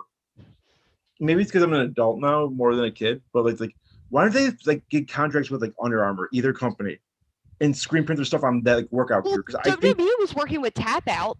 But they wouldn't put but they put their T-shirts on they have their own separate Tap Out shirts for the wrestlers. Oh. Like I mean, God, you have for example Christian Cage's T-shirt. It says "Outwork Everyone." Why the hell not have it on a workout shirt? It's motivation, right? Or like any of the Roman Reigns stuff. Yeah, you could. Yeah, that would be great on workout gear. Especially when you got someone like Joe and I wearing it. True. I mean, I've heard he's rather decently in shape. Yeah, and just a little bit. And of course, my cynicism breaks out a little about that because of a certain ex-girlfriend of mine made a comment because I made a joke about like a week ago. Because I showed it like this is a sidetrack, but I'll get right back to the point real quick. Is like I told him I saw a friend I had seen in 21 years, like 2 weeks ago. Wow. Like it's funny because like she lives in like 35 minutes away. Like we connected and like we met like in Puerto Rico. Oh, that's so funny. Yeah, like on a cruise ship. So like we got back, like we didn't talk for like 21 years. Yeah. We became Facebook friends again, and we probably put she put where we met. And then like we met up like 2 weeks ago, and it was like, so I have a picture of her from like, when we were like I was 16 and she was 14. Mm. And like I jokingly said, so I saw the picture of my ex-girlfriend jokingly, and then I said, "Here's an updated picture of us," and it was like a picture of like her now, and I sent a picture of me as Roman Reigns. And she goes, "You wish," and she goes, "Oh yeah, you wish." Like I'm like, "Hey, I'm only a one-time cancer survivor. If I was a two-time cancer survivor like Joe, I would love to look like that. I'm only a one-time cancer survivor. I know it's addicting to say, but like I said, if I look that good and breast cancer, sign me up. uh, Joe, I love you, man. I really do. You're a hero, man. And I'm like, this is me being a kayfabe. I have his stuff. I do have Roman Reigns t-shirts, and I have no qualms about it. Because I mean, we got the thing in common. It's like it's a weird thing, but it's like it's not a good thing. But it's like, yeah, I got Roman Reigns because like if he can beat cancer, and I can right. support him. But like, okay, so like I said, why not have these wrestler stuff?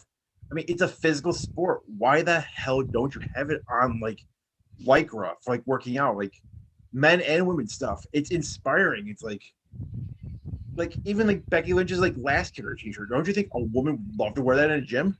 Oh yeah. And you could sell it in every damn color of the rainbow.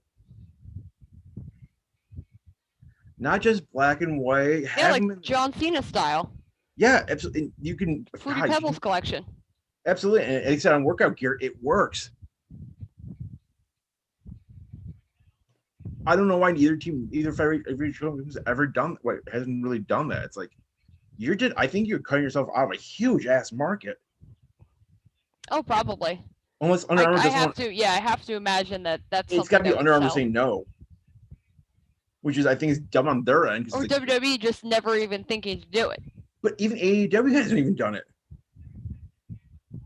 Like you only have like one because they give you like options. But I was buying it because I was gonna buy the Christian Cage t-shirt because I love it. It says I'll work everyone, and it's like have it on a workout shirt. Have the option for it. Yeah, it would be perfect for a workout shirt. So I don't know. I mean, any news on the Olympics? By the way, like while we're just like stalling for. Yes, the thing that we were waiting for, the women's all around did come through. USA, Suni Lee. So now the story I was going to tell you that I promised you, because obviously we knew this about 13 hours ago, like how the results happened. That's why I asked if you have spoilers or not. Like Mike Greenberg on his show was watching it. Okay. And he saw because it was cool how they had like the family set up, especially Suni Lee's story. Yeah. Oh yeah, she got like 100 people watching her. Well, it's because it's the whole community of like Minneapolis because like they took care of her dad if he got paralyzed. Yep. Yeah, she does have a great story. But the crazy thing is like, so he's got that on one TV, and next to me he didn't mention it by the network brand name, but it was Sports New York, joining Jets camp. And the third shoot before Zach Wilson finally signed his deal today, by the way. Oh, did he? I wasn't sure if he was going to. After the practice. After the practice. So he's seen like Joe Morgan or whoever, like the third string quarterback, taking first team reps with the Jets, and he's like bawling his eyes out for Suni Lee. Oh. Winning the goal, which is awesome. He's like, it's the greatest thing ever. And then he's seen the third team quarterback for the Jets going, and he's taking first team reps, and he's like, "What the hell is my team doing?" he's like, tears of joy on this side, and tears of rage on this side. Tears of joy, tears of rage. I mean, oh, Greeny. Yeah, well, I mean, rage is relatively with Greeny, but you get the point. Yeah. I mean, could you imagine? Like, it's like, how can you do both? Like, how can you literally how could you do that, Jets? Like, I've been like, you have your second overall pick, and he's supposed to be your future friend, and you lost 2 practices with him. Oh, people say, oh, it's just 2 practices. Like, yeah, you're only allowed 20 before the regular season starts. Yeah. Yeah, I don't know. The Jets do a lot of stupid things. And the Jets are jetsing again. Yeah, pretty much. So let's see. So we got the Suni Lee got the gold medal, which is awesome. And I think the girl from Brazil got the bronze, silver. Got the silver. I think. Yeah. First time ever for Brazil winning a gymnastics medal. Which just think about that. It's like how many good Americans there were, how many good Russians there have been, like how many good Chinese. Oh yeah, yeah. Brazil is not a sport you think of when it comes to gymnastics. Which I kind of would think so, just because like all acrobatic, like athletic they are for like soccer, for dancing, for like everything else. Why the hell not? Yeah. I mean, I'm surprised Brazil's not bigger than like gymnastics, men and women. But yeah, congrats to Brazil for getting their first Olympic medal in gymnastics once again. So where we are we? I think we covered everything I wanted to cover before we get to like. I mean, we Yeah, had the NBA draft is going on. Nothing eventful yeah, and really usually happened. the seldom really is other than Brian. Not, sorry, Russell. Wow. Okay, I'm back to the 1990s for like football. Russell Westbrook got traded to the Lakers. I know that. Did that get finalized? Because the way I that I think had heard it, it wasn't final. They were I think talking about it. It was a I think it's three-team trade yeah. It's involving like the this one Wizards. and some high tech wizardry, pun intended. I mean, and I think it's just about finalized if it's not. But anyway, it's like Brian Westbrook's. Oh god damn it, I did it again. Russell Westbrook. I guess I'm sorry. I'm a football. He's not on the Olympic team, is he? As far as I know, no. Because that would be the only thing that I could think of is why they can't finalize anything right away. Like I I know get it. everybody's on Damian Lillard watch, but no trade can be made with Lillard until he gets back from the Olympics. Because injuries could happen, and Well, I don't even think it's so much that. I think it's a I matter of you're currently playing for your country. You're not playing for your team. So right. you're not playing for the NBA. This is like a different sort of situation. I guess they don't want to blend NBA business with, US Olympic business. And I get that. And like I said, and inside the NBA draft is like the most boring draft of all time because like nothing really ever happens. Yeah. Yeah, unless there's like a big, the person, the number one doesn't get picked number one, or because normally with the NBA it's very formulaic. Yeah, there aren't too many surprises. Yeah, same with the NHL. It really is. They usually have a clear cut number one overall. Yeah. Like this year, the Buffalo Sabres took Owen Power, and like I love everyone's comments about Owen Power since the Sabres drafted him. I don't know if you saw how big the kid is. He's a large human. Like how large? He's 6'6", 220, and he's 18 years old. He's a defenseman. Like he's so he still has room to grow. Yes, literally. Crazy. It's like everyone's kind of like, holy crap, he's huge. Like, so I think I guess. Oh, and for me being a cynical Buffalo sports fan, because I can't help myself to troll people. I said to like all the Bills groups, I go, congratulations, Buffalo fans. The Bills finally got Rosen. Because there was like I don't know if you remember like 2018 draft. It was literally so many people wanted Josh Rosen as the Bills quarterback. For whatever reason, I was never one. If I saw the story about him like being a quote prick into like this offensive lineman from Colton Miller. Something about being a prick to your offensive lineman doesn't really bode well for you. No, it's not going to win you any friends. So I jokingly said to like all those people like congratulations, Buffalo finally got Rosen because with the 14th overall pick from Philadelphia in the Rasmus Ristolainen trade, I thought Buffalo fleeced the hell out of Philly for that. So here's the thing. Philly was not looking at draft picks. They honestly, I don't think they really cared. I get it. Focused on defensemen. They've made a lot of moves literally just focused on defensemen right now.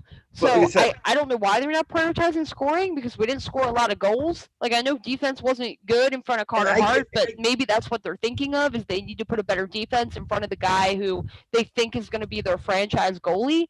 I don't know, but I get it because like hockey wheeling and dealing. The best way I can describe the hockey draft, if you don't watch it, people, and I don't know if you don't watch it, Mary League, but like with the exception of like the top 3 picks, it's baseball on ice. Yeah. Like you have like a 5-year plan for a guy. Right. You're gonna put a guy in the minor leagues, the AHL, and or even Europe or overseas. Yep. And you hope like hell he develops after like 2-3 years, and like coming over. Sometimes they don't even come over because they're not good enough, or like they're like, right. Okay, I can make more money over here.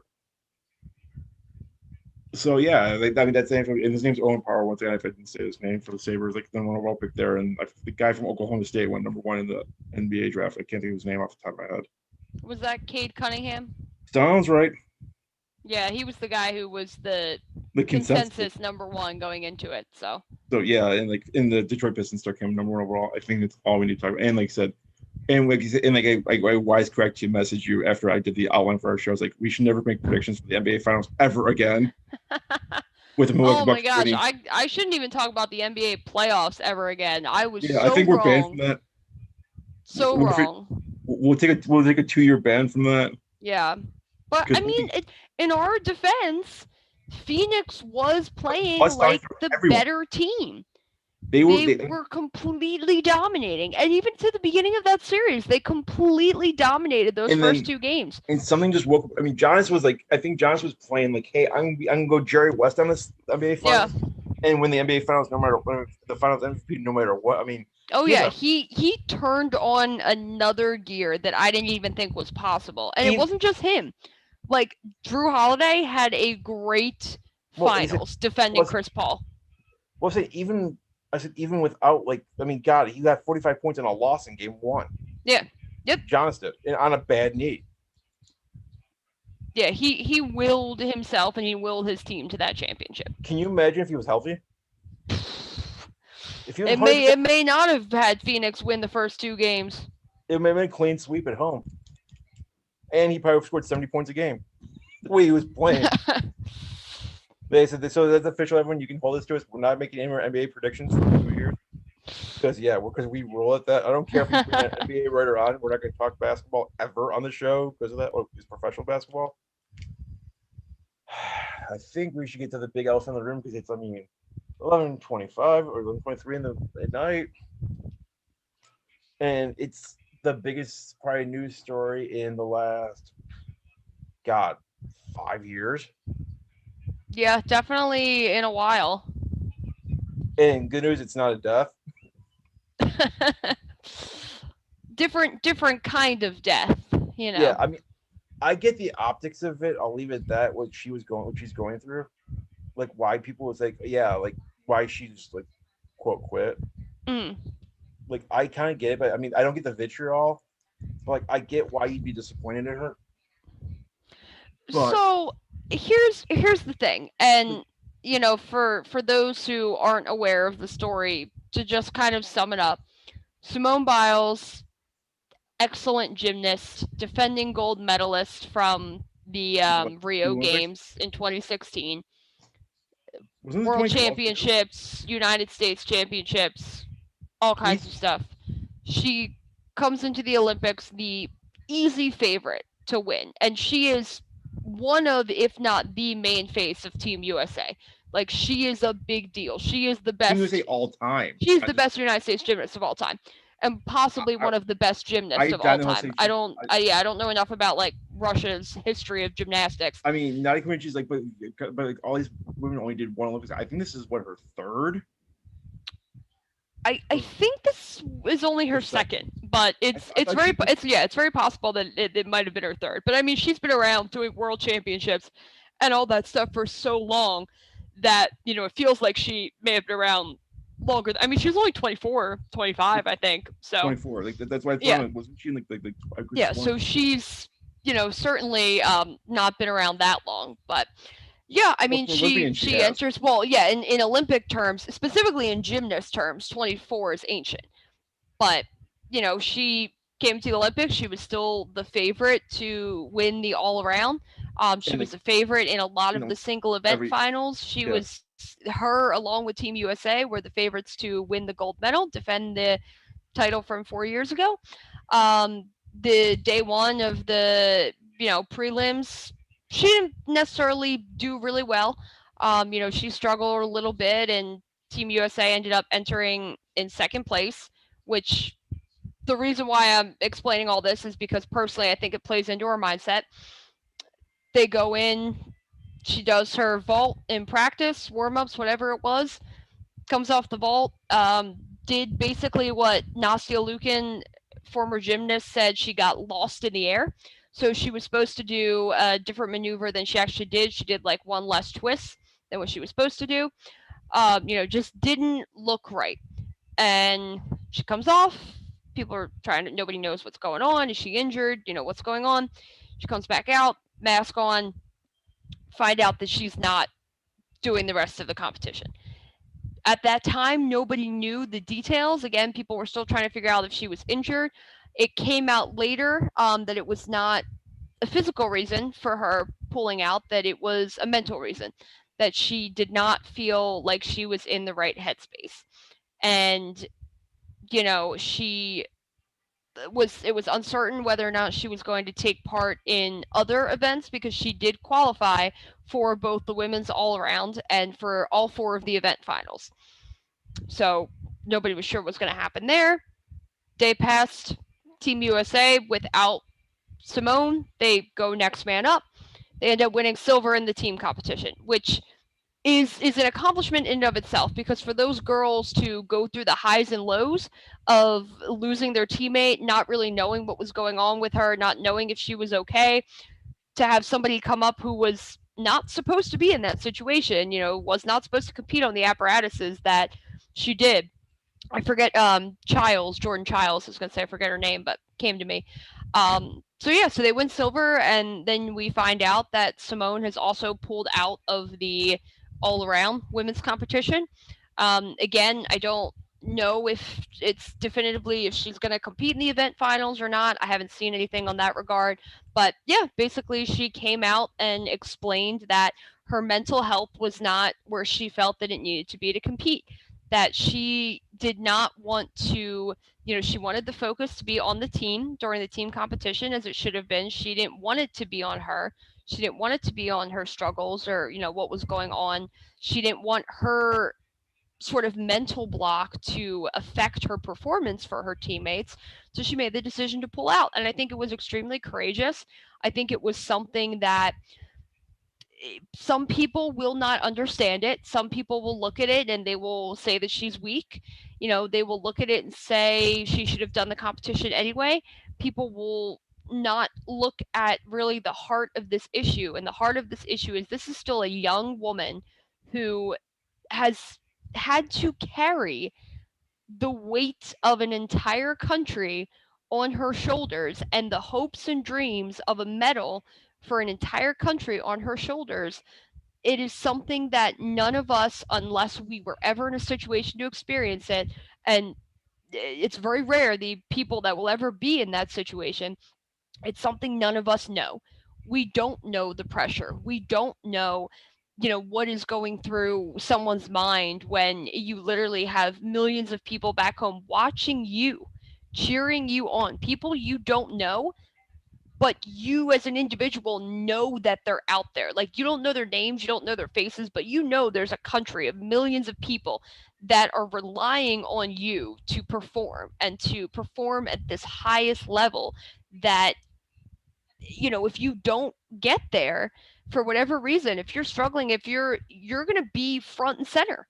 If your struggles, your successes, you are that star. So you are going to be talked about regardless of what you do, good or bad. And you know, Michael Phelps, I think, said it best, because Michael Phelps is somebody who is one of the only people who knows what Simone Biles was going through. He had the pressure of a country, he had the national spotlight on him during his chase for 8 gold medals. And, you know, Phelps later admitted, I don't believe it was ever known during his time as a competitor, but he later admitted that he struggled with mental health, that he definitely had those moments of self-doubt, and he had those issues where he didn't feel like he could perform at the level that he was expected to perform at. And you know, he, part of his legacy now is really working with young kids. He has a foundation where they train kids to learn how to swim for safety, but it also works with kids to identify if they're not feeling okay.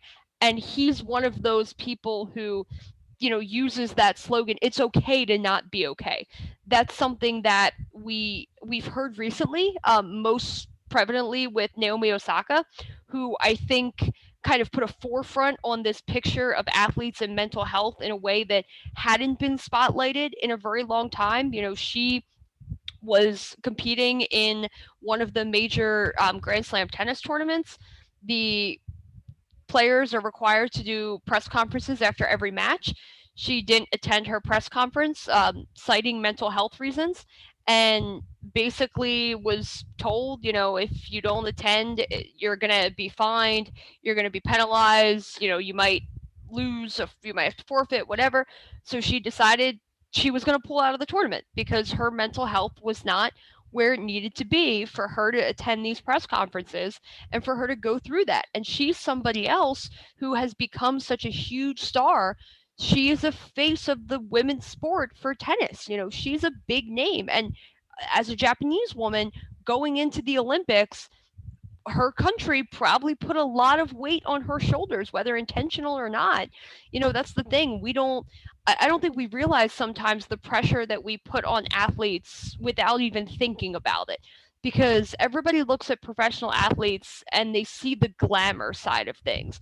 They see the millions of dollars. They see the nice suits. They see the fancy cars. They see, just everything in their life seems great, but we don't know what hides behind the curtains. We don't see that side of it for a lot of reasons. One, athletes are afraid to put that part of them out there because they are afraid that it will make them look mentally weak. And if you look mentally weak, not only, is that something that your opponents can take advantage of, it's something that people around you, some people are going to see you differently and react differently. And there's also this idea of, for a very long time, and to some degree it's still there, will probably always be there, there's a stigma around mental health. There's a stigma around talking about it. There's a stigma around not being okay, especially when you are of the highest level of your industry, whether it's sports, as an athlete, whether it's an actor, whether it's, somebody else in a very high position. There's certain expectations that are put on you, whether they're fair or not, and those expectations don't allow you to not be okay. So I think what Naomi Osaka did, and the fact that, mental health became a talking point, and it really became something that she is now sort of spearheading, this idea of, we have to do better for athletes. We train athletes to work on their physical health. We make sure, their diets help their physical health. We're focused on their performance. Everything that is training for an athlete is focused on their performance. And yes, there are sports psychologists out there. Yes, there are those other elements, but mental health is not as focused on. And her crusade, as it were, is to get these organizers of sports to consider that more, to look at an individual's mental health and the importance of mental health, because you can't be full, you can't be whole if your mental health is not there. Your physical health could be great, but if your mental health's not there, it is going to affect your performance. It is going to affect everything that you do. So extreme credit to Naomi for being willing to go out there and become the face of this, whether it was something that she wanted or not. She has embraced this responsibility almost that has been put on her. And credit to Simone. I do feel that had Naomi Osaka not done this in tennis several months ago, had this not become a talking point, I don't know if Simone Biles would have even felt that leaving the competition was an option. I think she would have looked at it as, I have to do this, not for me. I have to do this for the people who are depending on me, because that weight of an entire nation is on my shoulders. And if I fail an entire country. I fail USA Gymnastics. Like, I don't think she would have even considered that she would have been able to leave the competition for mental health reasons. She would have felt like she was letting too many people down. And at the end of the day, some people are still going to feel like she let them down. People are going to feel like, had she competed, the US would have won gold. Maybe that would have happened. Maybe we would have done worse. Maybe because her performance would have been affected by her mental health and her feeling that self-doubt and her feeling like she was not okay, that would have bled into her performance. Things could have been worse. So at the end of the day, I think she absolutely, unequivocally made the right decision for herself. She made the right decision for her teammates. If people don't see that, then, I'm sorry, you're looking at things closed-minded, but it is not, athletes are not a monolith. They are not all the same. They are not all of the same, cut and carbon, where they can deal with adversity. Some of them can deal with it better than others. Some of them can deal with stress better than others. It does not make her any less of an athlete. It does not make her any less of a person. She becomes more of that because she had the courage to say, mentally, I am not okay. And because of that, I I am going to leave. Like I can't do this. She made the decision that was in the best interest for her health and her well-being, and I don't think you can do anything but applaud her for it. So like I was gonna say, like I mean, I stick up for 100%. I mean, I'm a big fan of mental health. I mean, I've been pretty open with you, and like I think even with the audience, like about my weekly talk, my therapy sessions I go to for just my mental health. Like I talk to someone weekly, and I just think I can. We talked about it yesterday a little bit too. I mean, I'm thankful to have a person like that. I can just talk about like everything, and it's amazing. And yeah, like you said, and the stigma. I mean, I make insurances help pay for it. There's a lot. Right. Some insurances pay for it, some don't. Right. Mine pays for a lot of it.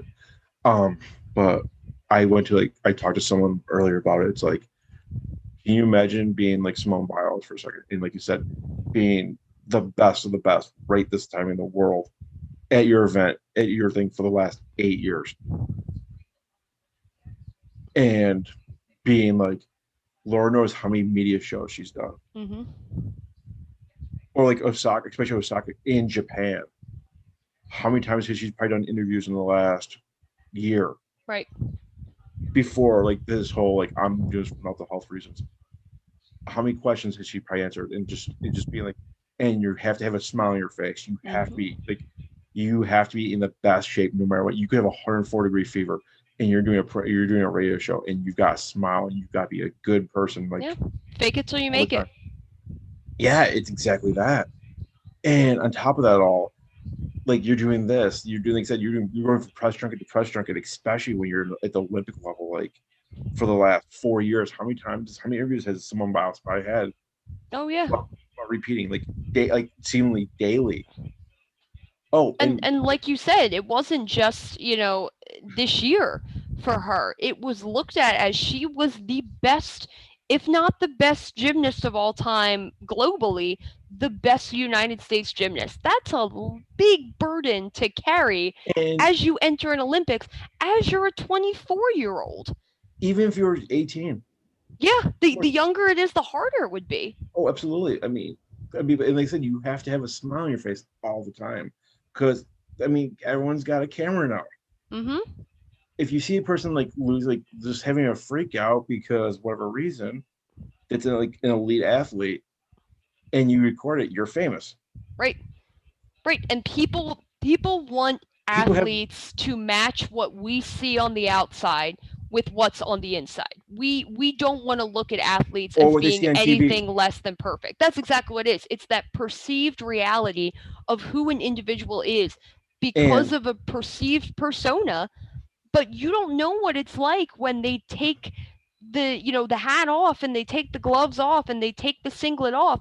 You don't know what their life is like. You don't know how difficult it may be, but it's a lot of pressure. It's like, I compare it to like the world of pro wrestling, not to go back to it, but it is. It's like you're doing this, you're doing that. Oh yeah, like and you're performing like Lord knows how many times. Right. Oh yeah, you've got to practice every single day. I joked with my mom, like joke, I should say, considering what we're talking about. It's like these women, like for gymnastics alone, if they say because I guarantee you they probably work out. Like I remember the stories of Kurt Angle saying he worked out 8 to 10 hours a day. Like, if you want to be an Olympian, that is your life. You eat, breathe, sleep, and then breathe again. Everything that has to do with training. My point of like physical training. And my joke was like, I think they sleep as much as I do. Yeah, probably. They probably do not get that much sleep. I bet. And just the wear, and going to the wear and tear of gymnastics. Yeah, every sport's got wear and tear, no doubt, but gymnastics is a whole different level. Mm-hmm. Like between your ankles, your knees, your back, your hips, everything. And why these women are so diminutive, like more so than the men. It's just like, people were teasing like, haha, Simone Biles is 4'8", but it's like, do what she's done for the last 20. Do what she's done for the last 20 years. Right. For life.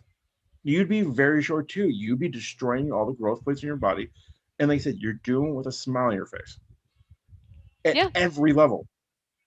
Right, because even And if then you're not okay, even if, fake it till you make it, even if you're not feeling okay in here and in and, here, the and, world can't see that. You and can't that let the world see that because right. that is what our perception of athletes has become.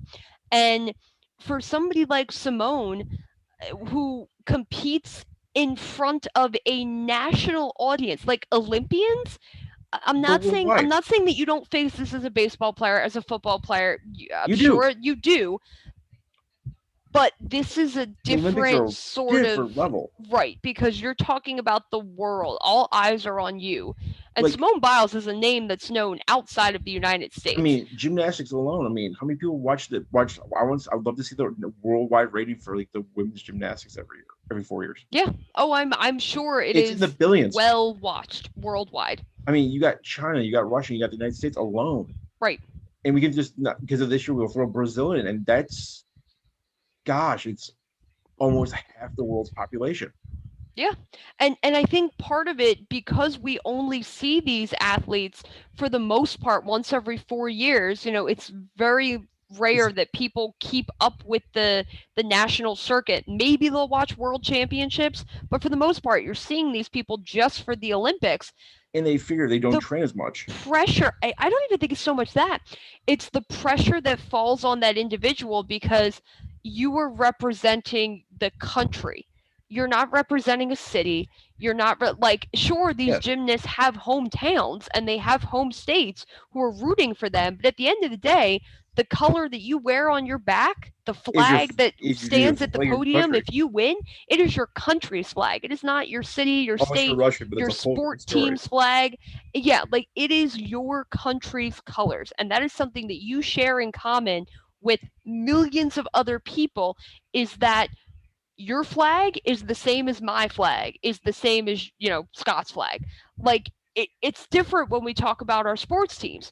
My colors are different than your colors.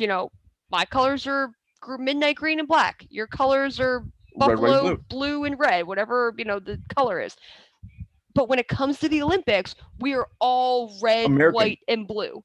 We have white stars or red and Yeah, white stripes. Like that is where we unite. We unite as a country. There's no sports teams rivalries. There's not Minnesota versus Green Bay. Like if you have a swimmer from Minnesota and a Since they swimmer from Green Bay on the same relay team, you're going to want that relay team to win. yeah, So they don't, who cares it's where a they're from? it's a They're from the United different States. concept. It's a different way of looking at it.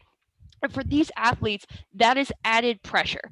When you put the fact that you are representing your country, like failure is not an option because people don't. I don't think people appreciate enough. Like when we watch the Olympics, we get into it. It's nationalism. There's no way around it. Yeah, You want your country to win. So when an athlete from your country messes up, whether it's they don't do a dive quite perfectly, whether they mess up exchanging a baton in a relay, like when they mess up, people are looking at that and be like, magnified by oh, 1,000. everybody's like, oh, come on. Like, how did you mess that up? How did you do something so stupid?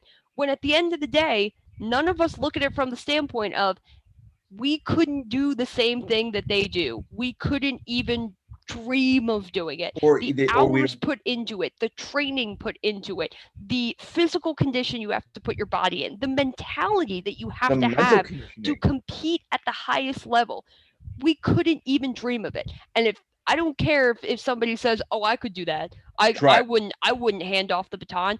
Sure, you think about that in your head, but when you're in that situation, when you're in the heat of the moment, you don't know how you would perform. You can't blame these athletes who train for 4 years for this one moment to get, like, some of these Olympians, they're training 4 years for one thing. Like in something like gymnastics, you have prelims. In something like swimming, you have prelims. So it's not just one race that it Well, comes I down think to. every sport can have like But prelim, in but the point though but is in like some of these other events though, it's like it's you do or die. have to perform. You're literally showing up to do one thing and to do it well right off the bat. That is a pressure that none of us can even begin to imagine.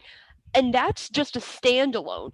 That's before you add the fact that you are wearing your country's colors on your back. And again, you're seen as the best person in your field. So much more pressure on top of it. Yeah, you have to be perfect. And I honestly think that that was On and part off of the it with field. Simone. She was not perfect in the, the original seeding for the women's team competition. She was not perfect. And you listen to the commentators talk about it and they say that's uncharacteristic. That's not like Simone. Like, everyone is acknowledging the fact that you And are performing under the level that they and expect you to perform, because you're not judged against your compatriots, you are judged against your best self.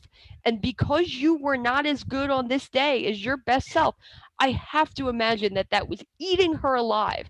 And another thing that these athletes deal with today that they never had to worry about before is social media.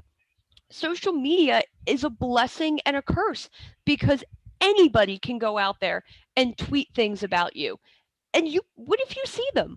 What if she saw the people that were tweeting like, "Oh, like she Simone's saw not very good. She's got to get better. The US isn't going to win." Like, that is incredibly difficult to see, that to know, because she knows that she went out there and did not perform at the level that she is capable of. That's one thing, to hold on to that, but to also then have to hold on to the fact that everyone else is talking about it. You already know. You don't need them to put dirt on the wound. Like, you know that you messed up. You don't need the rest of the world and telling you that you messed up. And that's what social media does. And honestly, I think with a lot of these athletes, it hurts more than it helps, because it's not the athletes themselves that aren't using it properly. I mean, some of it's them aren't. That's a it's whole Joe. separate Yeah, conversation. It's the it's John rest Q. of the Public. world. It's all the idiots with a platform who want to go out there and say whatever they want to say, whether they're doing it for clout, whether they're doing it just because They that's how can. we communicate these days. We put our thoughts on a tweet for the world to see. Whatever the reason, all of that adds into, so it's already pressure that And you get one shot every 4 years at this. It's already pressure that you're representing millions, possibly billions of people. It's already pressure that you have to perform at your best because you are doing it for your teammates as well. To add on to that, the fact that people are out there being trolls on social media, I for can the sake of being a understand. troll. Yeah, I can understand why your mental health would be in question, why you wouldn't feel like you could compete. And the other thing for Simone's case, I mean, have you ever heard the term in golf tiger proofing? No. It's basically it equated to Tiger Woods as well. Would you say he's the best golfer in the last 30 years? Oh yeah. They made courses harder because they didn't want to. They never did this for any other golfer Mm, because they were so damn good at a sport. Simone, same thing. right. They started they outright banned moves that Simone was doing. Well, yeah, because there's a threshold that they basically set to You say can't do this. you're the only person that can perform at this level. So we're going to bring the level down to a more, what they would consider, an even playing field. Or move the goalposts. Which to some degree I get it, but more of me is here saying, if you can't do this, why is she getting penalized because she can? Like, Right. the whole point of it should be, everybody sees what she can do, they should strive to hit that mark. And I was having this Clear it. conversation the other day about skateboarding and snowboarding in particular, and saying nobody ever thought that they could do a 180 until the first person did a 180. And now they're Till doing Tony Hawk or Shaun White, whoever it might be, no one thought that a move could be done until that first person did it. And once that first person did it, it raised the bar. Now this is capable. This is something that a human being can do. People strive to do it. People strive to get better. We shouldn't be in a situation where we lower to the level of our incompetence. We should higher to the level of what we can strive to be. And some Or people won't get there. That's a reality of the situation. Some people they could train 24 hours a day and they would never be able to do what Simone can do. She is naturally born and gifted and athletic. That's, it's an advantage that she's born with. We shouldn't, I should say, take that away from her because she's also training. It's not like she's not putting in the work to get better. She is trying to be the best version of herself that she can be. And the best version of herself might just be 6 points better than the next person. That's the case now. 4 years from now, 8 years from now, 12 years from now, that won't always be the case. Tony Hawk was not always the greatest skateboarder. Shaun White was not always the greatest snowboarder. Others came along and realized, hey, you did a 180, I'm going to do a 360. I'm going to do a 720.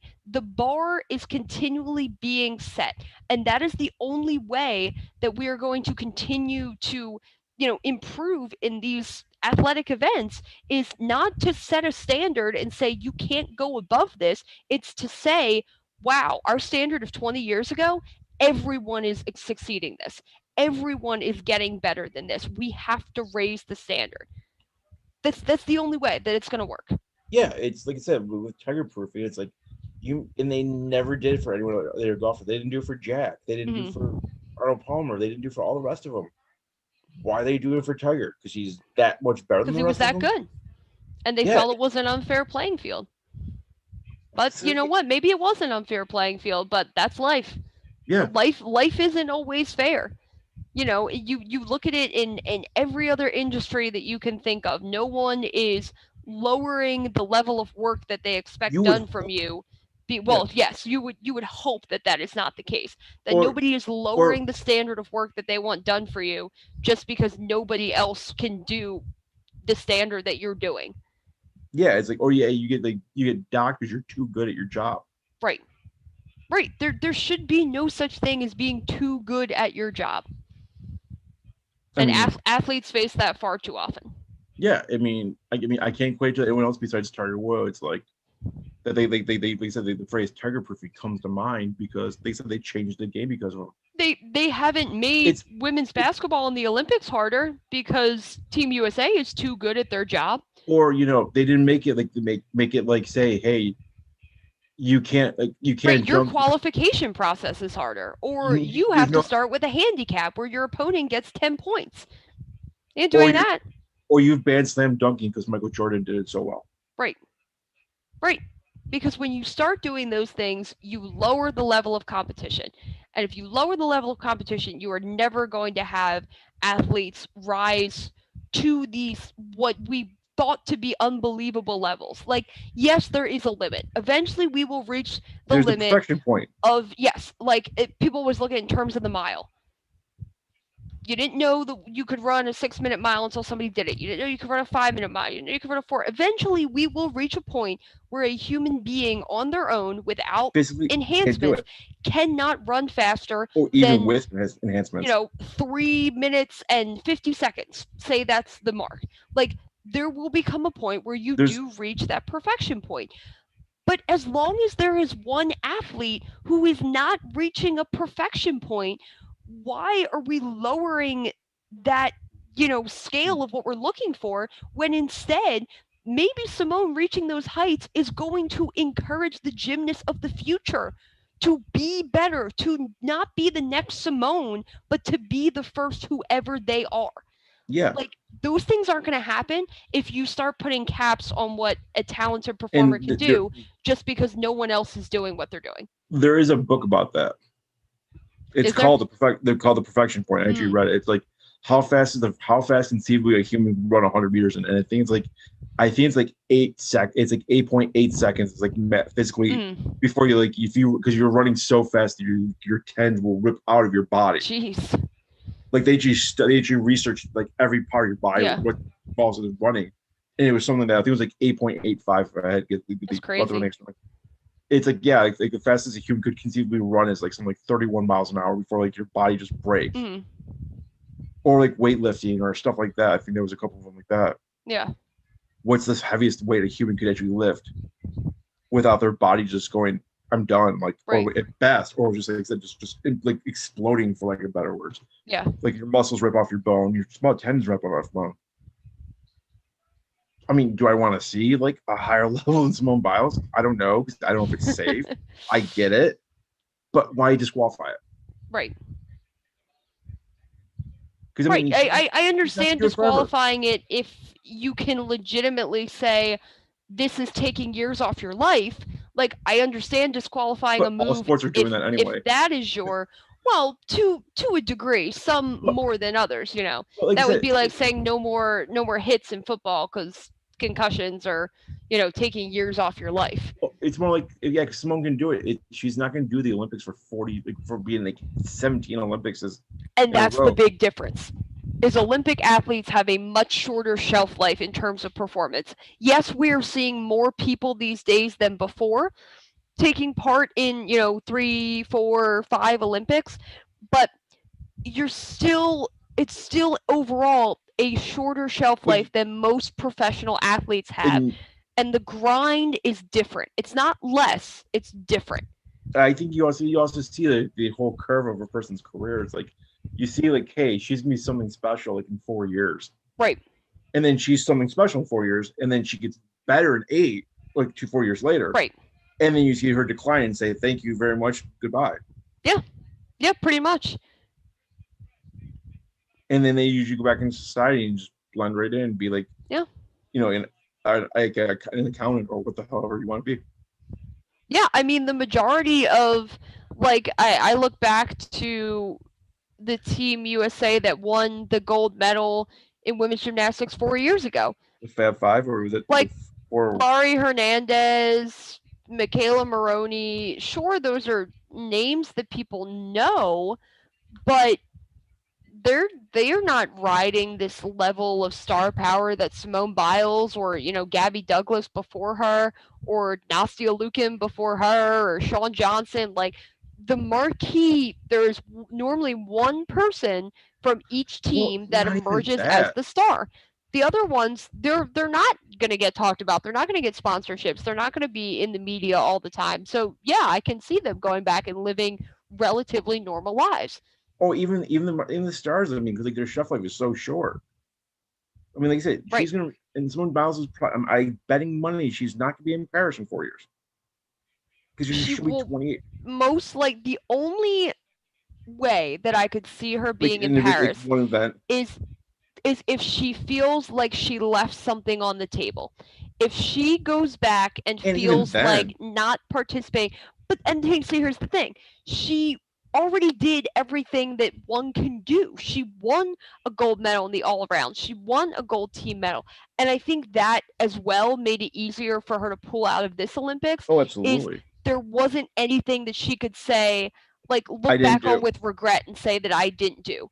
Now, if 3 because we're only talking about 3 years from now, so there is a bit of it. You may see some Olympians who otherwise would not have come back because it is a shorter time frame, which means your training is cuts down a little bit less. You're going to be 1 year younger, so you know she'll be 27 instead of 28. Still old, still really not. You know, a lot of people compete in gymnastics at that level, but if she looks back on things 3 years from now and says, I need to change what this looked like. Like Yeah, Tokyo for me was it's not how I want to end my career. I don't want to end my career on the sidelines. I have to change. That's the only reason I can see her coming back. She has nothing left to prove. She has nothing left to accomplish. But if she feels like she needs to write a better end to her story, then I can see her coming back. Very similar to how 100%. Michael Phelps came back in Rio. Yeah, Like he did not need to come back. He well, he didn't need to accomplished come back to everything he did London. in Beijing. He accomplished everything he needed to do in London. Yeah, he did not need to come back. But for whatever reason, he felt that his story was not written. You know, he still had some swim left in him. And to his credit, he did decent in Yeah, Rio. Like didn't win all the golds, but still did pretty good for a 30-something-year-old swimmer. So there's always that element of and again, that plays into the athlete's mentality because an athlete's mentality is going to be different than you know a normal person. Part of it too is even this idea of you are leaving behind the only thing that you know. Simone Biles has been doing gymnastics since she was like 4 years old. If This not is 3 or the 2, yeah. only thing that she knows. And it was very, very important to me and very eye opening when she tweeted about the outpouring of support from people, after she pulled out, saying for the first time in her life, she felt like she was more than gymnastics. Like there was more to her I than mean, being a gymnast. That is incredibly powerful and incredibly sad at the same time I for a agree. 24-year-old woman to have been so tied to this, to feel like she's nothing outside of gymnastics.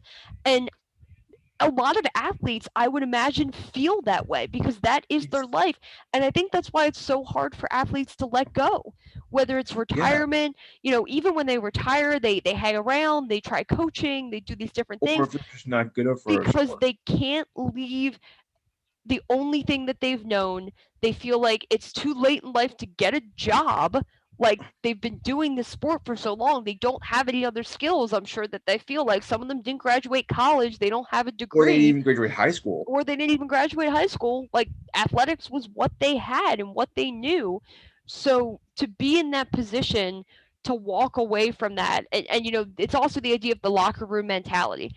It's seeing your teammates every day. It's having a built-in support system that it's still going to be there when you retire, but it's not going to be the same. Right. It's I mean, it's it's like it's a different, like you're not going to have that. You see them every day, you train with them every day, you're playing with them every day. You are not sharing a common goal on the field, on the court, on the mat. Like it's a different relationship, and it's still a support system. I'm sure it's still very important for athletes, but it's a different relationship, and I think that's part of the reason why it's so hard for athletes to walk away. And when you look at something like the Olympics, it's very difficult to walk away if you feel like you left something out there.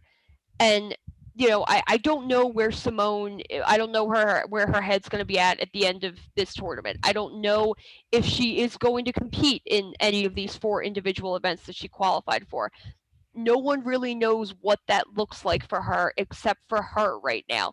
And she has to do what's best for her. And if she feels like not going back out there, not, leaving that gymnastics part of her life behind, then that's what's best for her. But, there also is the possibility that she's going to feel some level of regret 3 years from now if she doesn't compete, if she feels like she left something on the table. There was not that there was anything left to accomplish, but if she feels like Tokyo was not what she wanted her end to be, it would not surprise me to see her come back for Paris. and I think Sure, she'll qualify. I'm sure she will if she tries. Yeah, I really do. if she wants it, she'll qualify. Yeah. And Olympic athletes are way different than the pro athletes we talk about weekly or wherever we have our show. In the sense that it's 2 weeks long and it's gone for every Right. 4 years. Or in this case, it would be this. Right, and some people get one. You get one in a lifetime. But it's like I don't know how many pro athletes you follow on social media, but they usually keep that social media account quasi active even when they're done playing their sport. Like I follow a couple pro athletes that don't play it, and you see them doing a job. It's like, wait, what? Right. Yeah, unless that job is commentating or coaching. Yeah, and then it just looks foreign to me. Like I know of like a couple Bills players I still follow that don't know if they haven't played for the team. Excuse me, in like 7-8 years, and they're like one's an engineer. It's just like random stuff. It's like and you get attached to them, and then you say, hey, wait, they're just like everyone else now. And it's like, and do they have a following? Probably less, absolutely, because Right. They're not on TV every Sunday. Yeah, most of them are unrecognizable outside of their uniform. Yeah, and it's good for them because they get privacy back, kind of, especially if you're like middle of the road or last player. Mm. But it's like following a college athlete, like we talked about, like what skills do they have besides like if they've all they've known is gymnastics, football, baseball, whatever it is for sports wise. What skills do they have outside of it? So luckily some of them do have some good skills outside of it, and it's the difference between like a pro athlete and an Olympic athlete. Like not every Olympic athletes. Gosh, like I said, we feel like you get one turn at it. Yep. And like I said, they just not all of them do something different. Like for every Kurt Angle, there's 3 million that don't do something, Right. or even guys that try like pro wrestling, they're like amateur wrestlers, and they can't do it, or they just like it's below me for Yeah. whatever reason. But I mean, I'm trying to think of another good example like that had that, like they had a story, like they were like, I mean, for every Kurt Angle and what's his name, Chad Gable, there's and Mark, what was it? Throw Mark Henry in there. It's like there's, I guarantee it, Vince McMahon, Tony Khan, and Ted Turner all looked at these guys and saying, "Hey, Right. we can make him do like a pro wrestler. Why not?" And they just don't make it for whatever reason. Yeah, and I mean that's the thing with you. You know the success stories. You hear the success stories. You know the names of the people that are performing at the highest level. You don't hear for every, like you said, for every Kurt Angle, you don't know the stories of the other 40 guys that he trained with who didn't make it to the Olympics, even or guys who that, made it and lost in the first round. Like you don't or know these or stories. even ones that won the gold. Right. Like, I mean, especially with a quasi anonymous sport like wrestling, it's like, yeah, like you gotta think, okay, this guy is a heavyweight, like we was, like I said, we use Kurt Angle's example because he's probably the greatest example of an athlete. Pro heavyweight. How long did he wrestle for? From 99 till when did he retire? 2 years ago. Yeah, something like that. It was a long time. And then this is pro wrestling career. I mean, he trained all of his life to be like an Olympic wrestler. Right. I mean, like I said, for like, so he basically had like a 40-year career, basically. Yeah. I mean, if you want to be technical, I mean, between college, which was like I think like 93 to like 96, 95, and then the Olympics, and then he got NFL offers because he's an athlete, Mm-hmm. and then he goes on like 2 years later, like everyone's a gold medal. Vince McMahon offers him a contract saying you won the gold medal and you're a heavyweight. Yeah, we'd love to have you. Doesn't work out. Kurt runs his mouth sarcastically. He said like, I'm an Olympic gold medalist. I didn't lose. I'm not gonna lose for you. Yeah. Click. Okay. Like then like years later. Yeah, he didn't quite get it. Yeah, he didn't get it yet. And then like, hey Jim, like 2 years later, is my deal still good? Well, no, but you can try out now. And like I said, and then off the races for the next 20 years. But like I said, look at the thing, all the other guys that win gold medals, like I mean, they're American alone. And if they're not in their sport. Well, yeah, and that's the other thing. How many names of Olympians, including those who win medals, do you know? How many Olympians could you pick out of a lineup? It's not that many. Probably there are very few that rise to the level of magazine covers, Wheaties boxes, TV interviews. Like, I mean, very few. I mean, like we said, basketball's the anomaly because they're basketball and hockey are the anomalies because they still play their sport and they just go like, okay, we're gonna try to represent our country now. Right. So we'll just throw this throughout. Honestly, if you line up every gold medalist in the last, we'll say the last since '96 since Kurt won it, I guarantee you, I bet you money, Kurt Angle's probably the only person people recognize. Yeah, probably, unless there's somebody from a different country who's specifically recognizing, their athlete. But yes. Yeah. Other than that, I would say he's the only one left. Like I said, like since '96. I don't even think I would recognize half of the major Olympic swimmers these days. I can tell you who Ryan Lochte is. I can tell you who Michael Phelps is. But beyond that, like I might recognize a name here and there from previous Olympics, but to say that I would be able to identify them if I saw them at street clothes, absolutely not. Yeah, it's like it's like that name rings a bell, but right. I can't tell you what they did. I just know I've heard this name before. Yeah, it's like I said, like when they had like Ryan Lochte and Michael Phelps, and then who was the other two guys on the relay? Yeah. Relays with them. Okay, you were there too. Oh, cool. Yep. It's the John. I'll call affectionately the John Stockton syndrome. I don't know if you heard what happened with him from the Dream Team. No. They were stuck in traffic, and he hopped off the bus in Barcelona and just walked around Barcelona for like 4 days. Jeez. And with his family, and no one recognized him. Like he had his camera on. a kid with his wife and his kids. Yeah, I don't even think if he did that in the U.S., people would have recognized him. Probably not all over, but I think they'd have a better idea. But like he did this like and he would talk to Americans like saying, "Hey, did you watch any of the Dream Team games yet?" Yeah. Like he'd act like he was quote part of the like the media and just like acting like a smart ass the whole time. And it was hilarious. And the only way one woman recognized him is like John's son goes, "That's my daddy," and he points like because the girls run the Dream Team shirt that I think I still have, where it has like the whole team on and the coaches. Oh. And the son goes, "That's my daddy." He's pointing right to John Stockton's photo, and she looks down. She's like, "Oh." And like I said, like some of these guys would like on the team were like, "I would kill to be John Stockton right now." Yeah, it's kind of funny. We were talking about soccer earlier. I have a similar story. Went to go to see a Union game. We're in the store for the Union, and there's this guy in front of me. He's with his son. His son has jersey on. Last name, not thinking too much of it. Somebody goes up to him and is like, "Oh, like, hey man, can I take your picture?" I was like, "Okay, it's kind of weird. Like, what's going on?" So I look at them like, last name on the jersey. Go Google the name. Look at the guy. I was like, "Oh, you play for the team. You're actually somewhat of a big like." You're not necessarily a little player for the team either. You're kind of a big name. You played international, like you played soccer in Europe.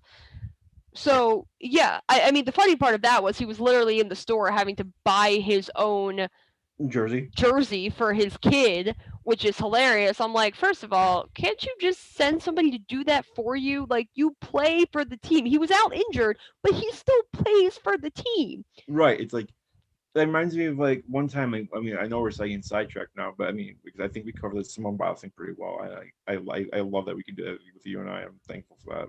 Yeah, I mean, So, I don't really think there's much else that we can add that really hasn't been touched on. It's just that idea of I think we handled it like you said with class, we dignity. need to, and by we I mean the sports teams and they need to prioritize mental health more. Like I think that there should be, if not a sports psychologist, I think each team, each major league, NFL, etc., I think they should all have a therapist on staff.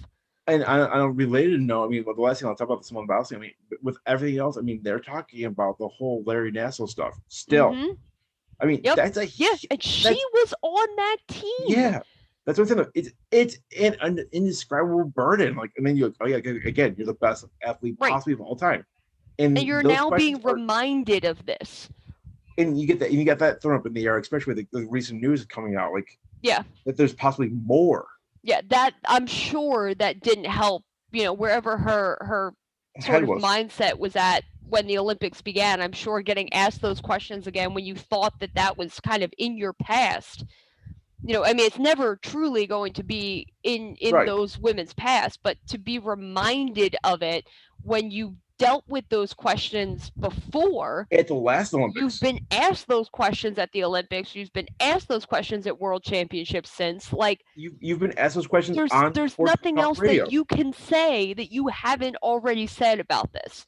It was a dark chapter that you don't want to have to think about. Yeah, I get it. So like, yeah, it's funny when you mentioned about the Philadelphia Union players. Like, I mean, only I noticed it too because I'm observant and I'm really ruthlessly good at that.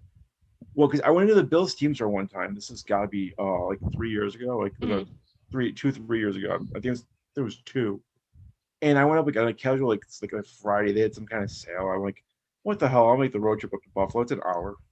I could do it. Like, I'm stupid enough. Like I can go to work. I could go back to work. Either was going to come back to work or I like had a day off or some shit. But anyway, I go in the store and I'm like, and like my friend Richie's with me, and I go, I know that family because they all have like Utah stuff on, like University of Utah, and of course I didn't say anything, and I'm like, and I wait till they checked out that by myself, and I went to like quietly to the people. I'm like, was that Star's family? Like his brother, his parents, and all that. It's like, yeah, how'd you know? I'm like, well, how many Tongans are there on the Bills? And they were, and like, I mean, and they had all University of Utah because that's where he went to college. So I mean, I just put 2 together. It's like, yeah. And like I said, I didn't make a scene. Like I guarantee, like they probably just walked around thinking, like, hey, no one's gonna know who the hell we are. It's crazy. You see that I mean I don't know if it's at other stadiums, but like it was crazy seeing like when you see players' families show up. Oh yeah. Like I went to like a Bills Buccaneers game down in Tampa, right? This is God 9 years ago or 8 years ago. Let's see, 2021. It was 9 years. It was sorry, it was 2013. I apologize. It was 8 years ago. And we were sitting on the Bill sideline, the Bill side, like the Bill side of the field, the way side, and a row in front of me, and I just started talking to this lady, and I knew exactly who she was right away because like she was like, she's the sweetest old lady, the sweetest like middle aged lady in the world, and it was Nigel Bradham's mom, and I knew for a fact who it was because like after the game she's like, oh, you guys staying down in Florida, you're coming down to the because that's the year they played the Tampa Bay, then they played Jacksonville the following week, so like a lot of people just stayed in Florida, just went to both games. And she just shot the breeze with us. It was great. It was just funny. He's like, and after the game, I went on Mike. He didn't get it. Like, oh, who is that lady? I'm like, that's like, it's like that. It's like it's Nigel Brown's mom. Yeah, I've been in that situation before where, you're talking to one of the players' parents and, some people realize it, some people don't. Some people get like, oh, like weird about it, but no, I mean they're there for the same reason you are. They're there to watch the game, they're Yeah. there to cheer on the team. They also just have the added benefit and Of being interest family. of wanting to cheer on their child. So Yeah. Yeah, it was just funny. It's like, and of course, I said I don't ever make a scene about that. It was just like it was just funny. It was just like, yeah. I'm not gonna say anything. Yeah, because they're just there to enjoy, like they don't want to be bothered. Yeah, and most times they're not. Right. And it was, and of course, at the end of the game, it was nice to meet you, Mrs. Bradham, and I hope your son continues to do well in the league. Yeah. Like, just very quietly, just very cavalier, and just carried on. So yeah, I know pro athletes' families coincidentally too. Remember, I'm the big deal with the leather bound books and all that. And then just because the picture's behind me and all that, I think like who's behind me like, on camera. Okay, like I see my Josh Allen. I think like right there. But it's like, yeah, I mean, I've met Josh Allen's family, like, because Dad drank like did like drunken karaoke down in Houston. That was an experience like no other. And I fully expect something similar like in New Orleans this year for Thanksgiving. Stuff like that, just like in just like I mean, we talked about like it's just like athletes. It's just like we just want like how fast they can disappear. It's like right. I mean, gosh, it's like I'm trying to think of a good example. Like I said, like I know like two former Bills, like one Bills player is like now an engineer, like one's a coach at like a college, which is not really a stretch, but it's like other things. It's just like it's like holy crap! It's like something that ventures like not even a vested interest. It's like you became like a huge fan, or like you talk to them on social media. It's like and then like also like guys that become like farmers and like get thousands of acres of land in like rural Kentucky. Yeah, and it was just cool, just like catching up. It's like, oh hey, I'm afraid like you follow me on Twitter, or like I just follow you. Like I just look at you. It's like, hey, how you been? It's been like a minute. And like they're no longer in the league or whatever. It's like, what are you doing these days? It's like right. And it's like, oh yeah, I own like 1,000 acres of land, like in Paducah, Kentucky. It's like, okay, things you don't expect. But hey, I mean, everybody has their passions, and sports, football, baseball, whatever the case might be, that may be your passion. But you realize when you play a sport that is not going to be your entire life, because your body simply will not keep up for you to play that past. For most people, you won't go past 40. Some people, maybe they're lucky to play till 50.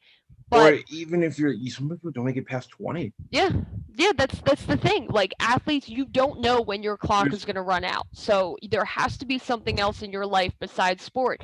And just to kind of bring it back to Simone Biles, for her to make that comment that she finally felt like she was more than just gymnastics, I have to imagine a lot of athletes go through that. They feel like they are so tied to their sport. I hope a lot of athletes come out and say the same thing. I hope they do, and I hope they, the same way these I'm saying like active athletes, not just like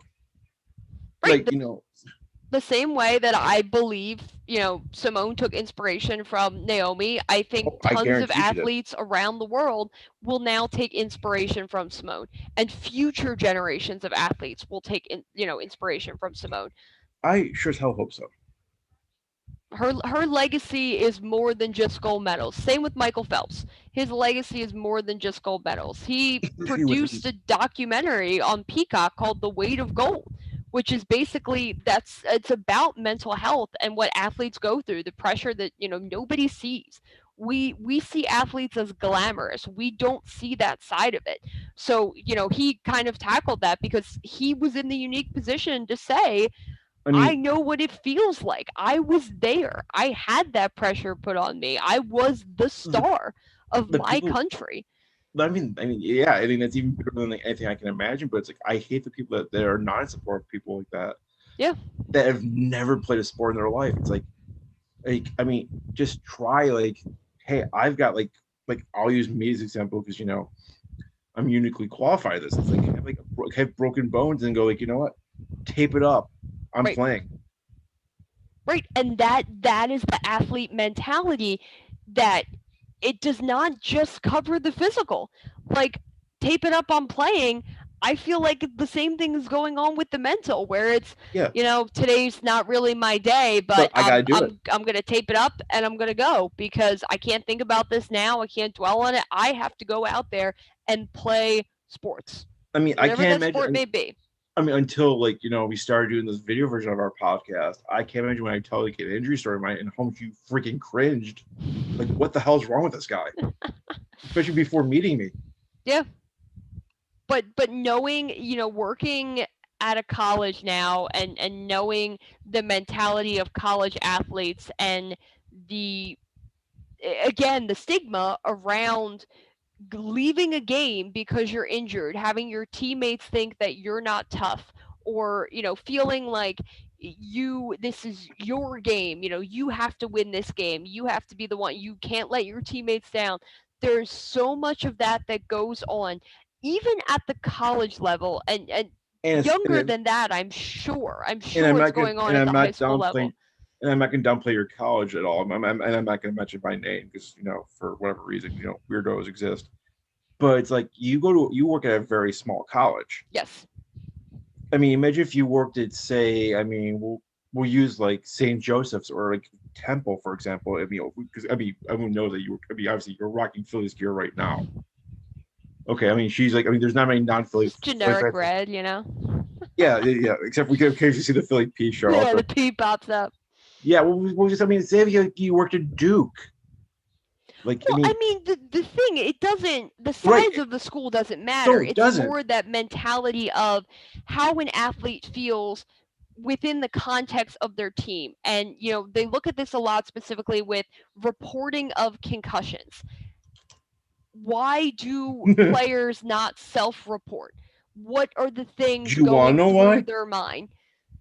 There's a lot I'm of sure money on the line, there's, well, and like that's exactly money's what it is. I'm drive sure number there one, are but number several two, things, but I'm not talking about the pro level. I'm talking yeah, about I'm not why you either. don't report at the high school level. Why you don't? I don't think everybody necessarily is looking at it as, I'm going to lose money in the NFL one Be- day, but I because think it's that same idea of, I can't getting go there, off the field. I yeah, need this you need it. because I need a scout to see this and tell me I'm good so I can get this scholarship. Or I need a scout to come to my pro day and sign me to, an NBA contract. Like, there's so much that goes into it. But again, Not even what that. are we doing to these athletes by not allowing them to feel like they can leave a game because they're hurt? Or Like, never the mind that. NFL did not have concussion protocol for a very long time, and they And they were, knew goddamn well what it yeah, was like. they knew the entire time that they were letting athletes go back on that field. Coaches knew Or that never they were letting them leave. letting players go back on that field despite having concussions. There I mean, weren't, like, team doctors weren't there to say no because nobody was telling the team doctor what was going on. or they flat out did say just you'll be just shake it off, you'll be Yeah, fine. that was the other thing. Team Or doctors are not, like, you told me you want to play, you told me you're good to play, go back in there. or they do the basic question like, who are you? Yeah. Where are you? I'm on a football field in like Rochester, New York. Good enough. Yep. I mean, now like forget the scouts. Like we get back to like the whole locker room mentality. You feel like you have a burden saying like for like even like at a high school level and you're at like the worst team, you're like, I'm letting my team down Right. because I got hurt Yep. physically, but like or Yep. like mentally. It's my fault. Yeah, If and I leave this game and we lose, it's it's my my fault. fault, and I'm guilty of it. I've done it numerous times. I think most athletes are, because that is the mentality that we have put upon our young kids now. Like, it starts at a young level, and Yeah, what you learn at Little League is you're going to carry with you through every and stage it's of your playing career. probably true for the last 45, like for my last 50 years, like that. Like where Yeah. people like, get on their head, like Yeah, walk it I mean, off, shake mean, it off, yeah. I mean, I get back broke, in like, there. or like I said, I mean, they literally had to bring like a stretcher out for me to get me off the field. Yeah. And I've gotten off of stretchers. That's not just a pro wrestling story. Like I've done it. Whereas like I gotta get it back. I'm fine. I can get back in there. I've been KTFO'd. Right, because you are your worst enemy when it Well, comes to, and Dustin, I no, mean that you as a general, not I like know. you, Scott, but like Well, the player, the athlete is their worst enemy when it comes to their own health, because that's what they are not going to, like, people were just talking about this today with Bryce Harper. Bryce Harper is a guy who, unless he's really injured, he's not going to leave a game because he feels that he needs to be on that field. And if you're getting that from Bryce Harper, you're getting that from tons of other players. and he's got no reason at all to play crazy tough like that. Right. He made his money. He's got Has money his locked in. millions. He does not need to work his body to the bone, but that is the mentality that has been pressed upon him ever since he was playing T-ball, probably back in, Yeah. Las Vegas when he was a kid. Yeah, and like I said, he doesn't have to do it now. He's got about a couple $100 million reasons, not millions different Yep. reasons not to do it anymore. Yeah, because playing hurt, it's potentially is risking more than just you leaving a game for precautionary reasons is better than you playing in a game and risking bigger injury and having to get off-season surgery and missing several months of time. And then they get the fans, the trolls again, that say, yeah, he's getting this much money. Why isn't he playing? Yep. And this is the most PG and clean way of saying it. Yep. 100% real things that are said about him. 100%. I can testify to that. I mean, it's like, then you see players. I know people who say it. I do too. It's like God. It's like watching like a League of Their Own. I mean, I'll make the comparison right the hell now. Those women were badasses. Like they were playing with broken bones, and like because they had no one else. Right. They had to, or at least they felt that they had to. So yeah. I mean, I don't know. I hope things are going to get better. I feel like it's a long journey, but right now, you have to start somewhere. It's so nuclear hot right now. I think they've got to do something. It's the mental side of it is nuclear hot, not the I'm injured, I want to get back in the game side of it. That's something that I think is going to be a lot harder to get out of because, again, athletes... You need honesty from both sides. You do. And athletes have a mentality that if they leave because of an injury, that people are going to see them as weak. People are going, and they're going to feel like they're letting their team down. And maybe, they internalize it as if their teammates feel like they're letting them down. Like, we don't know how, and again, all of that, you can't fix the physical until you fix the mental. Because part of the reason why athletes feel the way that they do is because of how their brain, how their mentality has been trained to believe. If we start reversing that, if we start telling athletes, it's okay to not be okay. Not to simplify it down to that phrase, but I think that phrase is a really good way to sort of bring all of this together. Like, it's okay to leave a game because you got injured. It's okay. Your teammates aren't going to be mad at you. The fans aren't going to be mad at you. It's okay. You have to put you first. And, there are going to be some people out there that say what they say about you, but you now have been given the guidance and you've been given the advice and you've been given the mental training side of it. We focus so much on physical training. We need mental training so that an athlete can say, you know what, you're right. Some fans are going to think what they think, but I know my teammates support me. I know my coaches support me. This is the best decision, not just for my mental health. This is the best decision for my physical health. Because if I go back out there, I risk further injury. And if I get further injury, my brain is going to be doing all kinds of somersaults about what could have been, and I'm going to make both situations worse. And like I said, I'm a pretty good example. Has to go hand in hand. Absolutely. And like I said, I'm open about my mental health. I mean, I feel like I have to be. Even if like 4 people listen to this, it's like I think if it talks to someone, good. Yeah. I think everybody, and that someone doesn't have to be a therapist, that someone doesn't have to be, a sports psychologist. If there's somebody that you trust that you feel you can talk to and get that proper advice from, I wouldn't say like just talk to a friend, because sometimes friends are just going to tell you what you want to hear and they're not going to give it to you straight. Or they give you crappier advice, like saying, why aren't you out there? They'll be that is also true, because they're looking at it through their lens.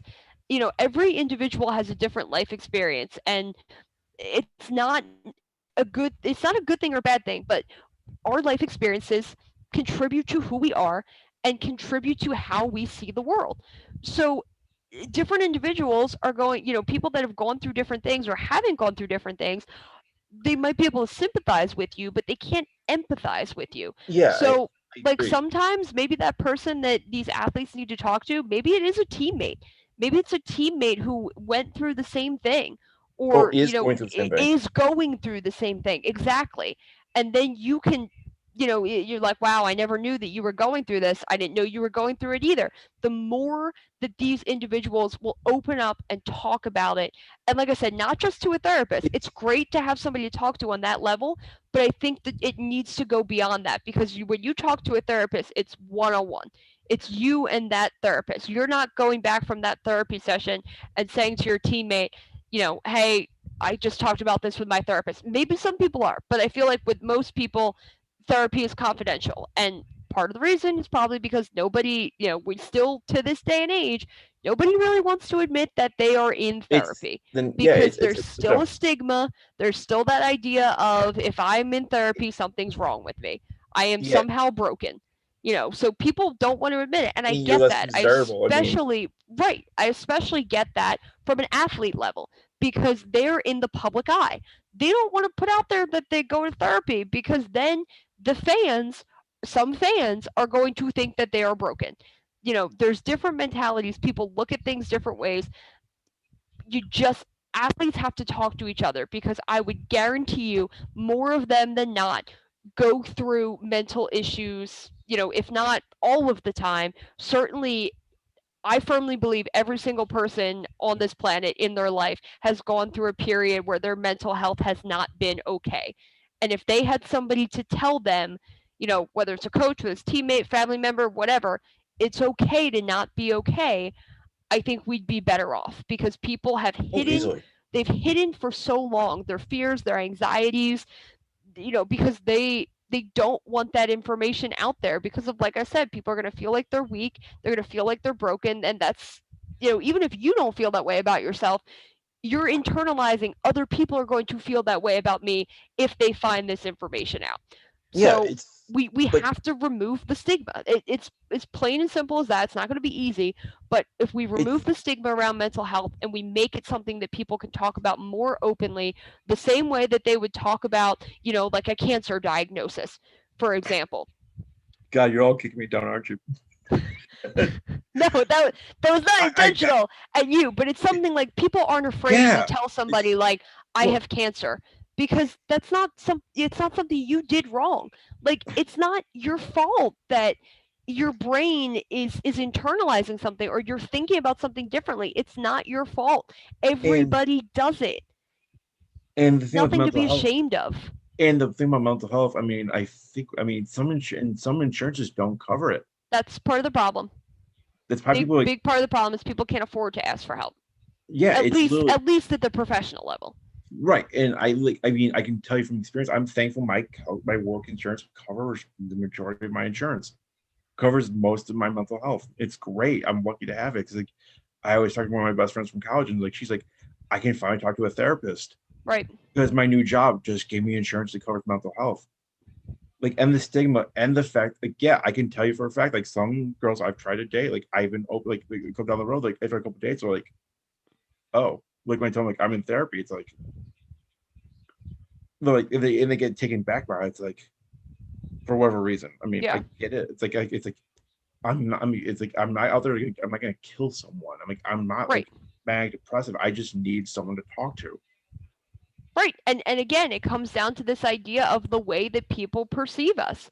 If somebody perceives you as someone, they're like, wait, you go to therapy? Like, But no, yeah, my perception or of you has never been that you would go to therapy. or they get the perception of quote unquote you don't have your shit together. That is also very true. And that's the way that people looked at therapy for a long time. And they still do. And they still do to a lesser degree. I mean, it's still certainly prevalent out there. I think people have started to normalize therapy a little bit more, at least in certain circles. It's become more understandable because I think more people realize that the bulk of us, even those who aren't in therapy probably could benefit from it. So it's not this idea of, I'm going because I'm weird or something's wrong with me. It's this idea of I want to understand what's going on. Like, I can talk to myself, I can say things to myself, but sometimes having that other person Right. and that person to be a trained professional, I'm sure it helps in that regard where, you're and of course the, nature of being able to tell, not to say like your therapist is a stranger, because if you go to therapy all the time, you're certainly developing a relationship with that person, but it's not your parent, it's not It's not a it's friend. not your girlfriend, it's not your friend, it's not your teammate, It's someone who's practically it's mostly right, unbiased. unbiased and trained to know how to help you. So yeah, I mean, I think the stigma therapy, it is still there. I definitely agree with that, especially at these levels of like professional athletes. That's definitely still a problem there because again, the perception is these people are perfect, that their lives are, they have their shit together. But like when you find out about athletes that have drug addiction or athletes that, have problems with alcohol, like people, I don't understand why we're so surprised about it, I guess, because Or they're demonized. at the end of the day, they're normal people who are thrust into a spotlight that the rest of us don't face on a daily basis. Or Like the thrust in a we spotlight they have make. these problems. Like normal individuals have addictions to drugs and addictions to Or alcohol and things like that, but our addictions aren't put out there for the world to see. I mean, or like I said, they're thrust on a spotlight they may not want it for whatever reason. That's also very true. And I know a decent amount of professional athletes who have ended their careers have kind of said that. Like, I didn't Or want to worse, be the star. or worse, ended their lives That's also a sad reality of the situation. because they didn't want the spotlight on them. Yep, they didn't want the spotlight, they couldn't handle the pressure, and they probably felt like they had no one to talk to. Or yeah, Afraid to tell their teammates. yeah, When like I said, in reality, I think more people than not share those same sort of fears and anxieties and self-doubt and things like that of being a star. I think you're in a safe place to talk to your teammates. It's certainly hard. I know that's not something anybody ever wants to put out there. You don't want to be the like first person to put it out there. But, again, to kind of bring this back to Simone Biles and Naomi Osaka, they were the first people to put it out there. They were not afraid to talk about what they are going through. And they are both young women. So not to say that that's necessarily going to change things, because I feel like men probably still feel like therapy is like weak compared to, I think it's definitely more acceptable it's like among women. Just I don't know, because the perception is probably like, oh, of course women go to therapy because they're crazy, like, or they're a weaker gender. Right. It's like that stat about. I'm surprised it's still like decent taste. We've had that up like hours. Nursing it. I see, but Because no, look at my tongue. yeah. Oh, I saw. I was trying not to laugh. At least you got to your teeth, like we were talking about. My teeth aren't as bad, but my tongue is like my teeth are getting blue light from the screen, but Yeah, my tongue is completely from the drink. yeah. So I was gonna say, like, it's like 75% of suicides are among men, and they feel like they've got no one to talk to. Yep. Because, or they're perceived as, hey, I'm weaker because I've got mental issues. Right. And they won't go see help because of the pride issue more than anything. Yeah. Like I said, I mean, as much as it's awesome that Naomi and Simone did this, I would love to see a man. You need a guy to come out. Yeah, you need a big name guy to come out saying, hey, I've had issues and I need help. Yeah. I mean, Michael Phelps did it, but he's not an active athlete. Right. He did it after his career was over. And I imagine that was a very intentional decision because he probably, again, felt like he couldn't say anything while he was performing because the weight of the world, not the expression, but the weight of the country for real literally was on his shoulders. Yeah. Especially the last Olympics and even in Rio where he's like not expected to do a thing. Yeah.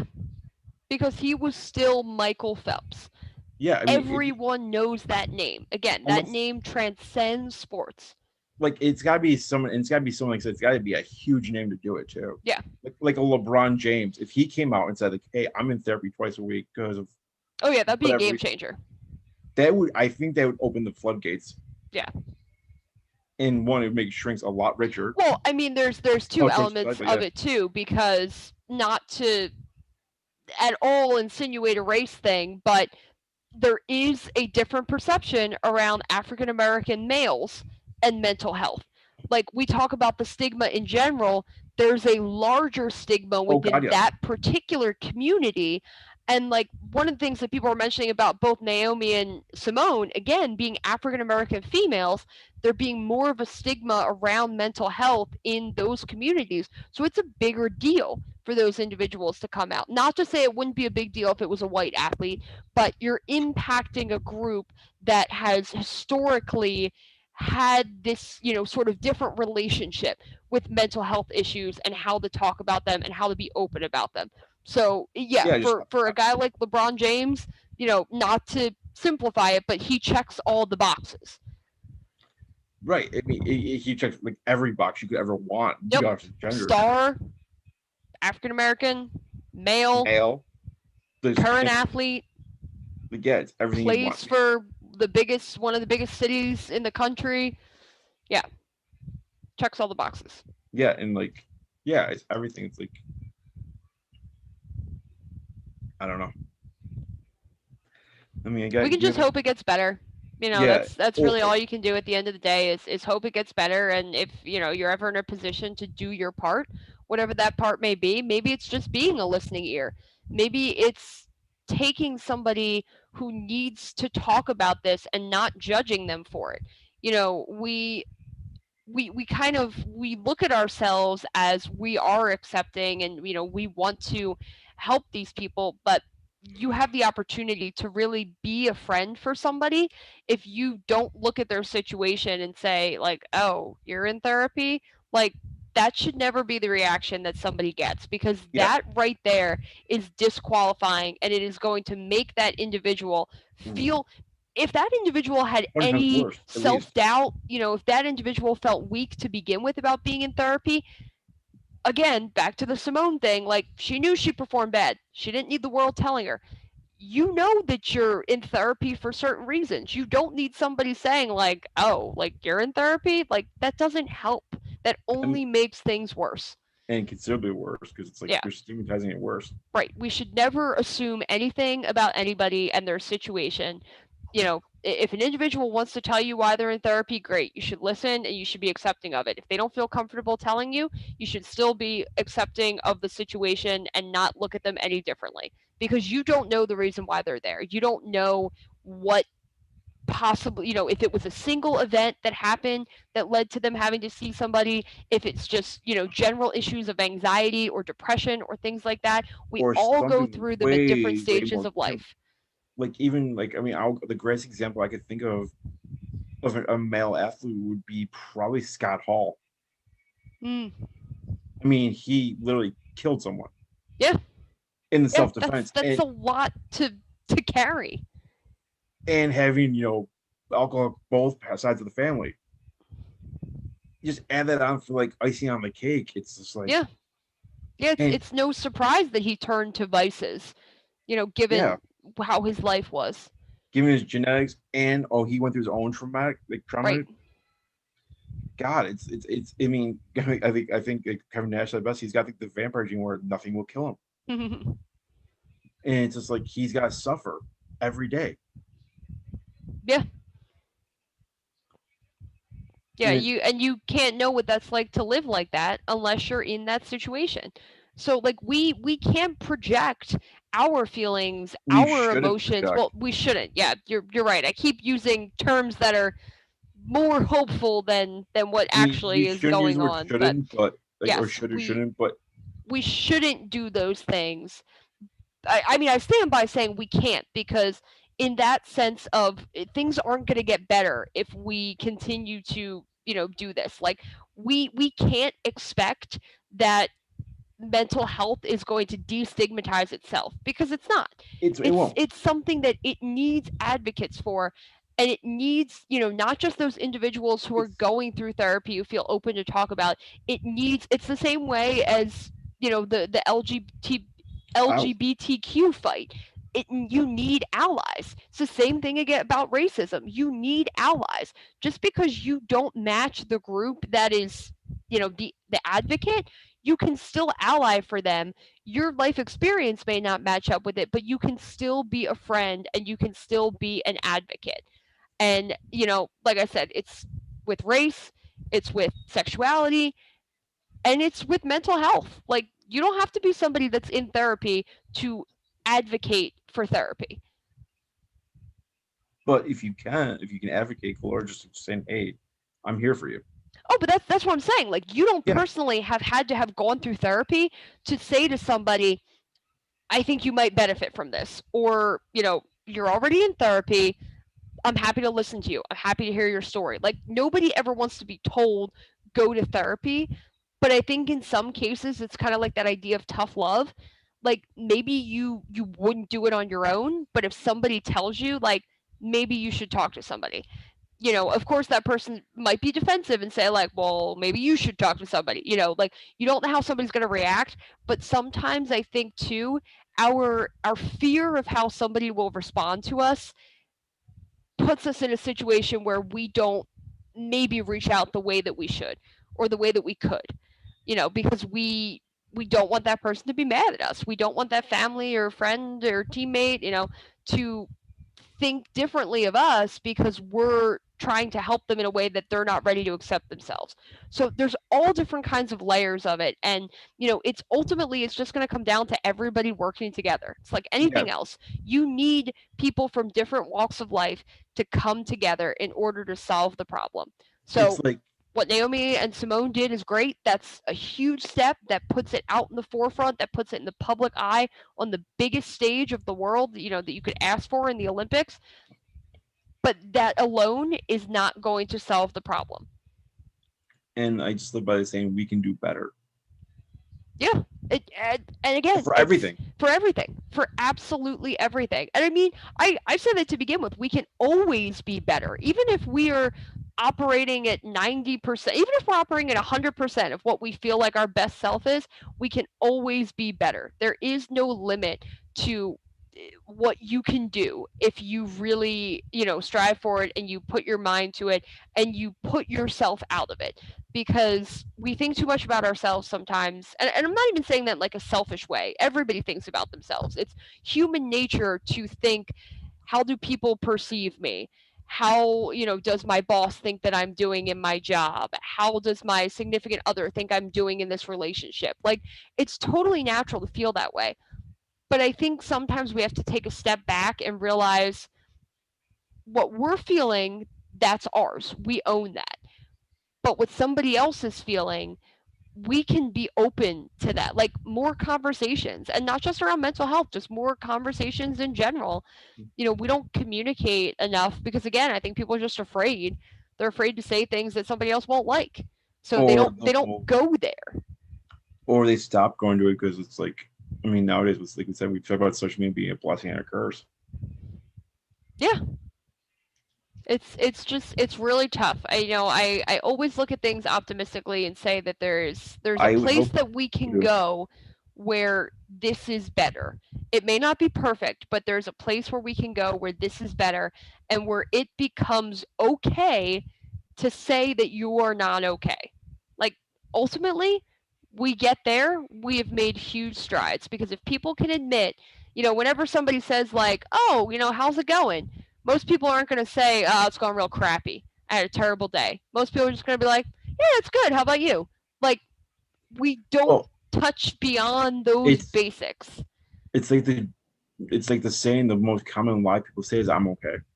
Yeah, right. Even if you're not, I can tell you for a fact, I have said that thousands of times when I haven't felt it, because it's either you don't want to talk to the person about what you're going through, you don't want to admit that you're going through something.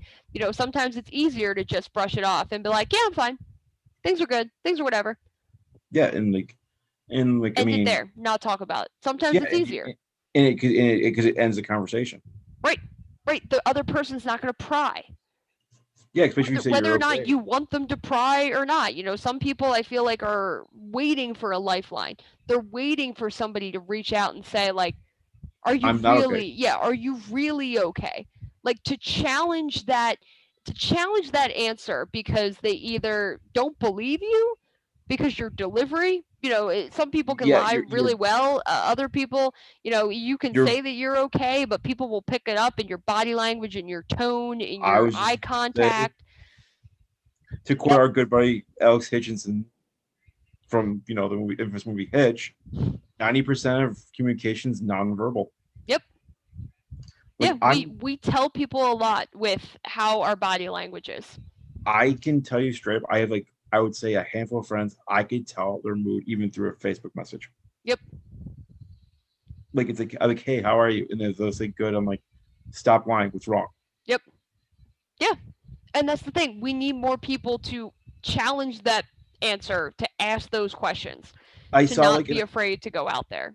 I saw it in a girl I liked. It's like gosh, it's not that long ago. I'd say it's like 8 years ago. It's like I saw a picture of her and her boyfriend. I'm like, why are you fake smiling? And that's more Mm, just a picture of her and her boyfriend at the time. right. I'm like, why are you faking it? Like, I knew her for God, like 2 months, Yeah. and I could see through it. It's like I knew she wasn't happy. I know he was controlling, Mm, and of course, me and my lovely short fuse. your protective nature.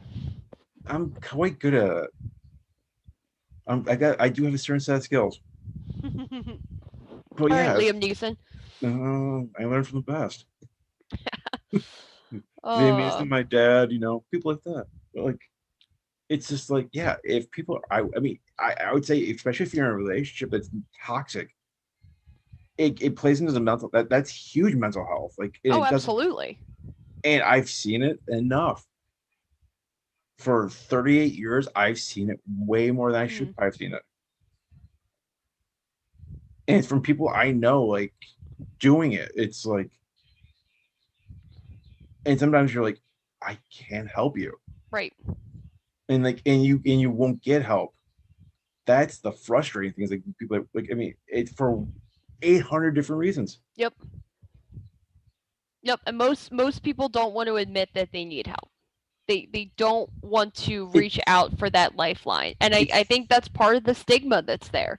it's If we made it that it was more, acceptable in a word to ask for help, and we're not going at this alone. There's billions of people on this planet. You are not alone in this. No matter who that one other person you might find is, you're not alone. There are people out there that are going through what you are going through, and you don't have to ever feel like you're the only person in that situation. And I think if we make that, we start to make that something that people can honestly believe and embrace, then people won't be afraid to admit that they have a problem, or they'll be less hesitant if, you know somebody's like, well, maybe I should get help. Like maybe it'll, make me feel better. Maybe it'll make me respond better to this situation I'm in. Like we make that more of something that people are willing to do, then again, it's all positive steps in the right direction. But you have to start somewhere, and I feel like we are starting somewhere. We are on the path to destigmatizing mental and health. It's and not going these to are be like easy, and it's not going to happen overnight, but you have to start somewhere, and and these are we're there. and these with these two women too. It's not these aren't baby steps. These are These are leaps. huge because of the platform that both of them carry.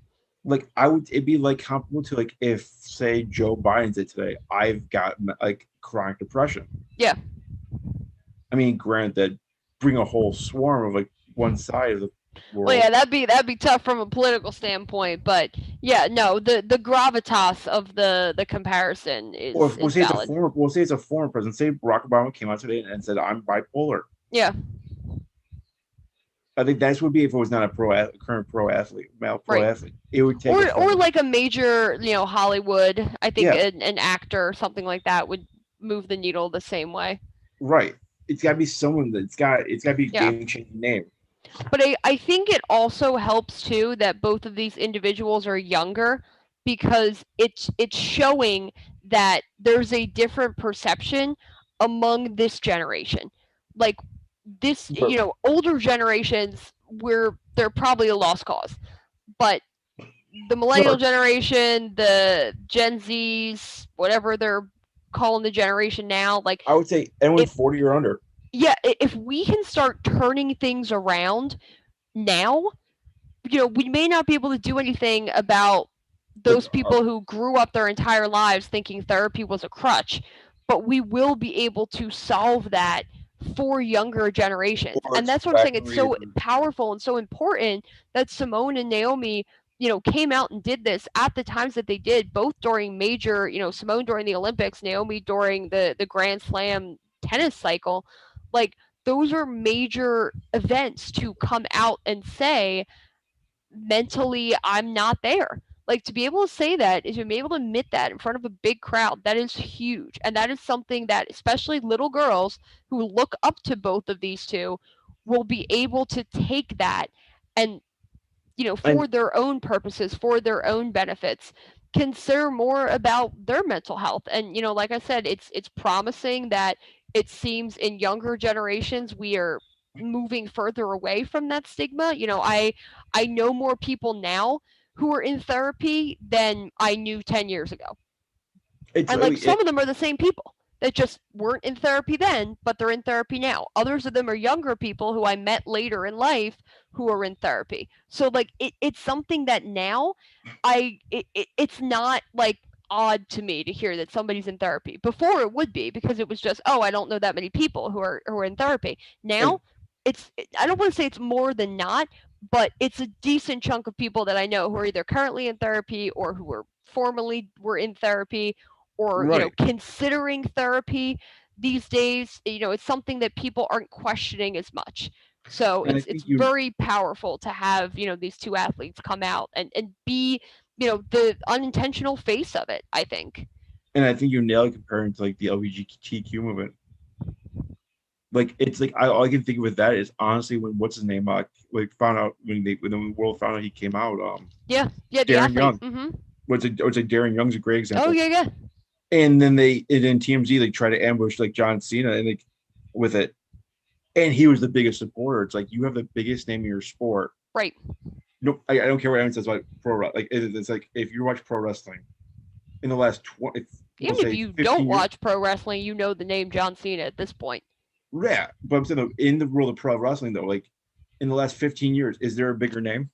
Oh yeah, that was a huge endorsement to have the, like, after that it's like we're done. The, We don't need to talk to anybody else anymore. The locker room leader, the face of the company, is saying, I don't have a problem with this. I think it's great. I think it's, great that he's able to be his true legitimate self. Like, if you're trying to get something out of somebody after that, there's really not many places to go, because John Cena's tone will impact the rest of the locker room.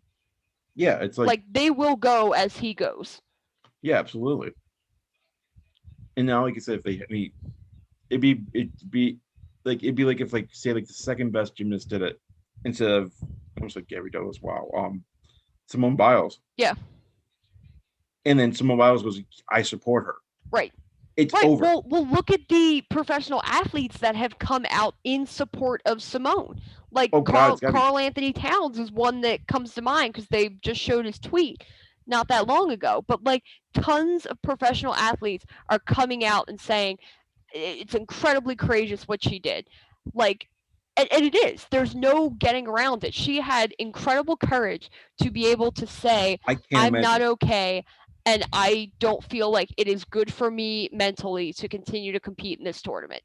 And while he said I'm open about my therapy, it's like if I was that on that stage, I don't think I could do it. Yeah, and most Like, people I don't think would. Most people I don't think have the courage yeah, it's like because to it's me, hard. it's impossible. I would boldly say it's impossible. It's like especially before like, it's almost impossible being the first. Yeah, yeah. It's very easy to be the second, to be the third, but Oh, to it's the be easiest in the world to be the right, second to first. be Like, the first person, to be the one who is willing to put it out there. It's because you don't know. You don't and know how people are going to react. You and like know, I at said, least now people have a barometer to say, okay, I know that, there's a decent amount of people that support this. I feel more comfortable talking about my own mental health. But yeah, I mean, and, she took a risk, and Naomi took a risk, and it's just and like I said, you've got incredibly impressive. and it's not like it's like Jane Blow for like where it's like saying like I'm coming out and there's nothing wrong with it. I'd be proud of the person if there was a Jane Blow like doing Right. it. But you've got the best of the best saying it. Right. That These are I'm names that everyone knows. and she's saying on the world stage, I'm not okay. Yep. Yeah, who would and put courage aside of it, who would even think I made it to the Olympics? It's not that often. Not everybody gets this opportunity. I'm going to pull out of this tournament. Most people would not prioritize their mental health in that way because They they bury would it for feel like they would bury it and they would continue to compete whether they should or and, they shouldn't. and they think, hey, I can do this for 2 weeks. Yep, I can fake it for 2 weeks. Probably. I can Oh. and it says I can fake like not being okay. Yeah. If I'm Because it's a physically, lot mentally, easier to pretend. It's a lot easier to pretend when you're not okay yeah, because like you're like because it is. It's because like you're used to it. Yeah. You're used to hiding behind the mask of everything's fine. especially when it's not. So, credit to her, credit to Naomi, credit to any professional athlete who feels, comfortable now to speak their truth and come out and Anyone talk about their own mental health. And just credit to anybody anywhere who is open, who gains inspiration from this and is open about their own mental struggles. Because like I said, the more we can talk about it, the more we can be open about it, the more we can normalize it, it just becomes and part of everyday conversation, and the mental less health that stigma will be there. and mental health and psychology can get better. Yes. Yes, the treatment, the way that we know how to treat people, that's something that can always improve as well. I mean, and I'm not even to, just talking about from like a drug standpoint. I'm talking about from a no, holistic standpoint. Yeah, it's like I would say the greatest example for. I mean, I'll go to the physical side fast. The greatest example for something like that is Mickey Mantle. Mm. I mean, he played his entire career with a torn ACL, and he was still like the fastest guy in baseball. Yeah. I mean, wonder if he came out and said and they could fix they had the technology to fix it back then. We'll say. Right. Like if he had the ability to I mean, how fast do people come back from ACL tears now? Like, I mean, realistically, not like me. Okay. You're talking about probably like 8 to 10 months. And you're 100%. Yeah. Like you're better. Sometimes your leg is. Sometimes your leg is stronger than it was before. Yep. Yeah. And think if they had that, if they could have had that like that issue in the 50s, and you had something like that, and he would not have became an alcoholic, more than likely. I mean, he may have. I don't know. I don't know his family workup. I don't know his chemistry. Right. But you just say they could fix the knee, make it stronger than it was before, And oh, by the way, now he's crushing, like, instead of like the man, we're talking about Babe Ruth, like in the home run record. Yeah. Like we talking about Marison Mantle one year. It's like, okay, that was 8 years in his career, but he tore his ACL, like I said, before he turned 20. And like I said, and like he fixes his knee in 1950. Yeah. Yeah, because there wasn't medical treatment the way that they have it now.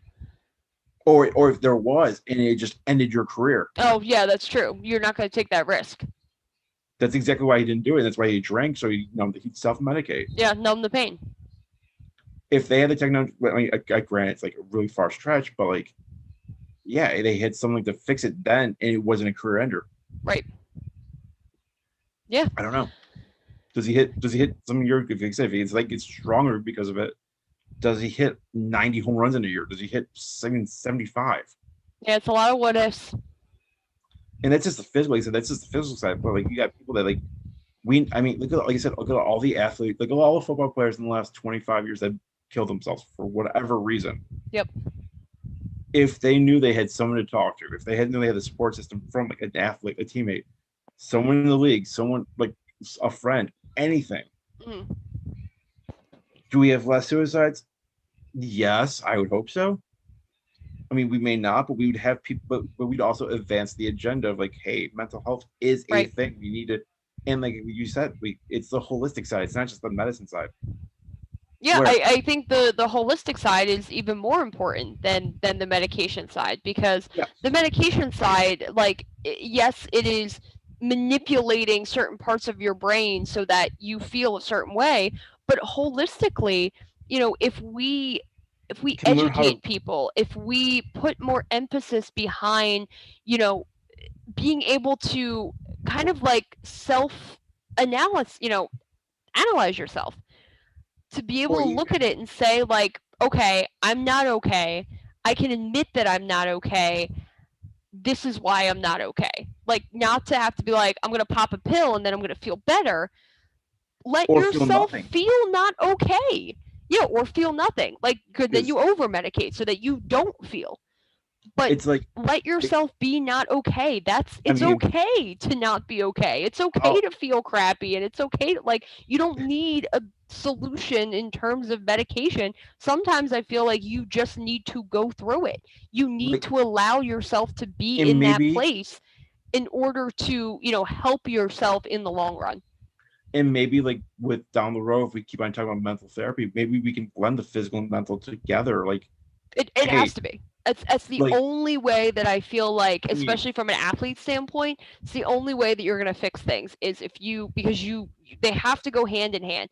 You can't fix the physical and not fix the mental. like I'm flat out saying, like getting like You fix the like, mental, the physical will come along with it. like almost have a therapy session inside of like a CAT scan machine to see how their brain's firing. Yeah. Like, why is this person like why is Simone Biles mentally not there right now? Right. And Right. having- What are the triggers? What What's is different firing now what's than not yeah, firing? exactly. Inside of her head or inside of her heart even. Yeah, I Like- mean, there's so much that we don't know, and we're never going to know it all. But we we've gotta start we've somewhere. made so many advances in terms of medical Physical- science, like for drugs, life-saving drugs, and for Well, like you said, life-saving surgery. yeah, exactly. Like Tommy John years ago was thought to be that career ender. Now guys are getting Tommy John almost on the regular. It's Voluntarily. become so normal to get this surgery, and some people are doing it because they They throw claim that harder. you get a couple. Yeah, if you didn't already have issues, Yeah. you get the surgery, and then you get another couple miles on your fastball. Yeah, Like respect. it went from being something that was dreadful to hear because you knew that a guy was never going to be the same if he even pitched again, to now something like, oh, there you go, Tommy John. Okay, like Well, you don't even think about it. You don't it's question not it. even it's not even the casuality of it. It's literally like for Tommy John's, like the scouting report will have it in their scouting report. Like Right. it would say like I think it says like WTJ or without WOTJ. Yeah. Like he throws 92 miles an hour before his Tommy John surgery. Now he's got Tommy John. He's throwing 95. Crazy. But I mean, that's the way that modern medicine has advanced. So if we can do all this for the physical side of things, Why can't we do mental? why can't we do mental? because I think, well, because the brain's such a mystery. Like you can't study till the person's dead. Yeah. Well, then we only they say you don't unlock 100% of your brain. You use like 5% of your brain. Yeah, there's parts of your brain that could be doing things that you can't even comprehend. And that's why I said maybe, and maybe how can you fix what you don't know? Yeah, and like, or what anyone doesn't know. Right. Like literally, I mean, it sounds stupid as hell to say, but maybe we should try something like that. Have like a therapy session while you're on your back. I mean, granted, you'll be stressed out because it's a medical procedure, but yeah, it's like taking a lie detector test while having a therapy session. Yeah, it is. But if you can see where like, hey, your brain's firing here, but it's not firing here. Right. Or like just measure like, and right, because a lot of the times with a lot of these mental health issues, they do speak to chemical imbalances in your brain. Or like, it's not something that you cause. I mean, I can tell you from first-hand experience how much the mental impacts your physical. Catch me on a bad day, I'm in pain physically everywhere. Because all the sports and all the injuries I've had come to the surface when I'm having a rough day. Yeah. Like my knee, I've had 2 surgeries on them. Like I said, we've been like really open by my medical health over the last like 7 years. But like if I'm having an absolute horrible day, my right knee will flare up like I need surgery today. I'm dying. Yeah. Like, I mean, this is a little drastic, I know, but I've literally texted my friends that are doctors, like, can I function without my quadricep tendon? Like, I get that. You functioning without it. Like, can I run around without it? Like, yeah. Because I'm in such a crap mood and my body's like rejecting me. And and when I get in a better mood, hey, I'm feeling better. My knee still hurts like hell. Don't get me wrong, but it's not as bad.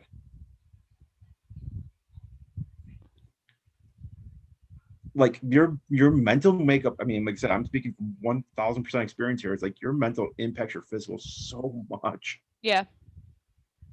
No, it makes sense because everything, your arm doesn't move unless your brain says tells your arm to move. So like everything comes back to here. Yeah. And if, like you said, if you're in a rotten mood and your body's already in pain, it's going to make it worse. Yeah.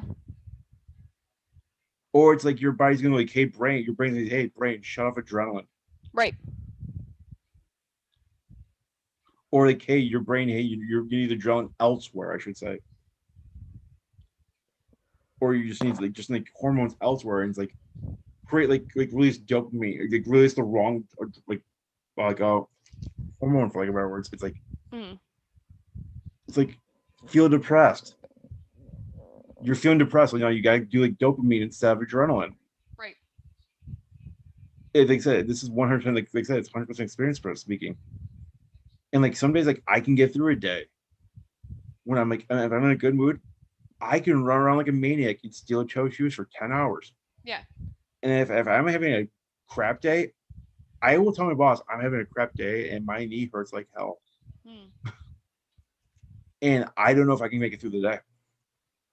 Or when I get home from work, or I'll ignore it for my shift and get home and lay in bed for 8 hours. Right.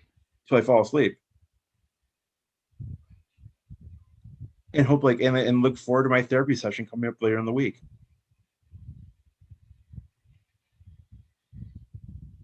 It's really interesting. Like I would love to, and I hopefully, like they said, this helps study the brain of people. Yeah. Yeah, because I'm sure, I mean, like I said, we'll never learn everything, but I'm sure we gotta start somewhere. There's more out there to learn that hopefully can help people, because the reason why we keep going with modern medicine is because we're trying to cure diseases. We're trying to help people. Like the goal is to find a cure for cancer. The goal is to find a cure for HIV. Like those are things that people are doing because it will ultimately benefit society. It will help people live. So again, we're doing this for the physical, we're doing this for that side of health, but mental health is equally as important, because if your mental health isn't firing on all cylinders, if you're not feeling 100%, it does trickle down to everything else that you do, whether it's your performance in your job, whether it's your relationship, whether it's your friendships, whether it's interactions with coworkers. Like, all of that stems from how I feel, how I woke up today, how I feel, and how I am allowing myself to sort of handle this. Like, if you can acknowledge, I think, that you're not feeling okay and you're aware of it, it's not a subconscious thing. I think there's still, you're gonna respond the way that you're gonna respond, but I think awareness to it is part of what's going to help. With everything else, they always talk about education and awareness, and I think with mental health it's especially critical, because you have to be able to know what your triggers are, what makes you feel not okay, what puts you in a situation where you feel overwhelmed or you feel uncomfortable or you feel self-doubt. There's always going to be other things that pop up. There's going to be things that you don't expect and that you don't plan for. But I think being able to admit to yourself, because that's the other thing, it's one thing to admit it to other people. Sometimes it's harder to admit it to yourself. It's harder to admit to yourself that yeah, you're your own worst enemy. Like, you don't want to acknowledge that you need help. Not that you have a problem, but that you need help. That you can't you need help for you. Right. That's exactly why it's harder. Everybody looks at it as, I should be able to help myself because no one knows me better than I know me. Like, I should know what I need to do to be 100% or to be okay. And when you don't know, or when you try things and they don't work, like, that's super frustrating. And there's nothing that, you get to the point where it's like, well, I can't help myself. Now, how am I going to feel about that? Am I going to look at it as I'm a failure because I couldn't help myself? Or am I going to be willing to say, I tried, I'm going to reach out for help, and I'm not going to feel bad about it.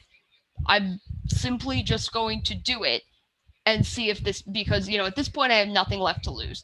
If we get to the point where, again, people are willing to do that, they're willing to admit that they can't fix themselves, and a lot of people can't admit that, that's part of the problem as well. You would have to be able to be honest with yourself as well as be honest with others. Yeah, absolutely. It's like, I mean, it took a lot for me to do it, like start therapy. I mean, like, I'm sure. I'm sure it was not an easy path. I mean, yeah, and especially, it was mainly because 3 years ago. But I mean, I've had other things in my life. It's like, as we've been, I have been pretty open with you over the years, which I appreciate I could be. Which I'm, like I said, I'm truly grateful for you in so many different ways. And I value our friendship. Like I said, I think I've told you, like, you're one of 5 people I fully trust on this planet. Yeah, you have mentioned that. Because you're just an overall good person.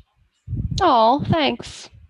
I mean, like I said, it's like 1% I can make you tell if you've had a bad day sometimes, but it's usually just go. But it's like, hey, I'm like, shit. I was like, I'm having a crap day. Like, it's just like, okay, I can't lie to her. Yeah. for some reason, the universe, it's you're one of 5 people I can't lie to. So powerful. It is, though, if you think about it. But it's because I have close friends I'll lie my ass off to, and I'll same. I mean, especially with my physical health, I was like, good God, am I having a good day? No. But for everyone else, absolutely, I'm having a great day. I mean, what are you talking about? Yeah.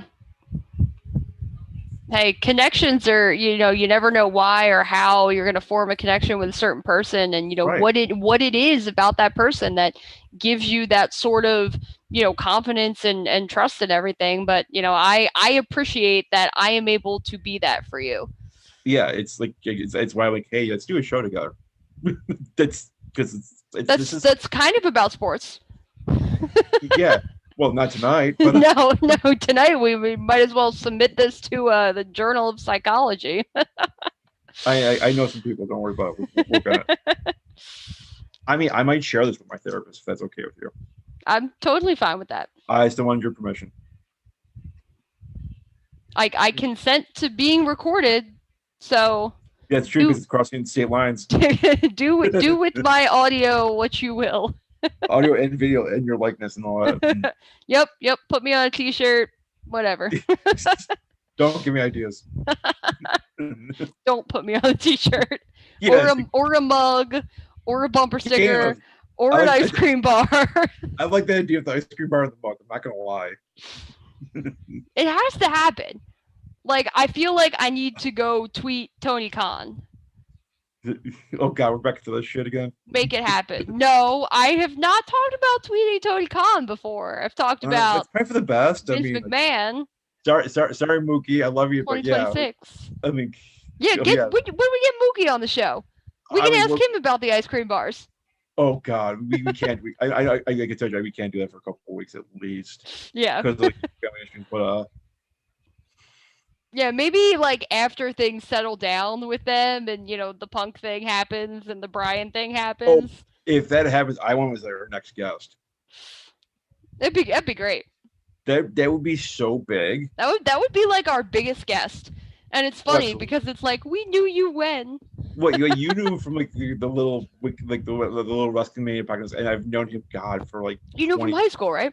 Yeah. Yeah. He was 2 classes ahead of me.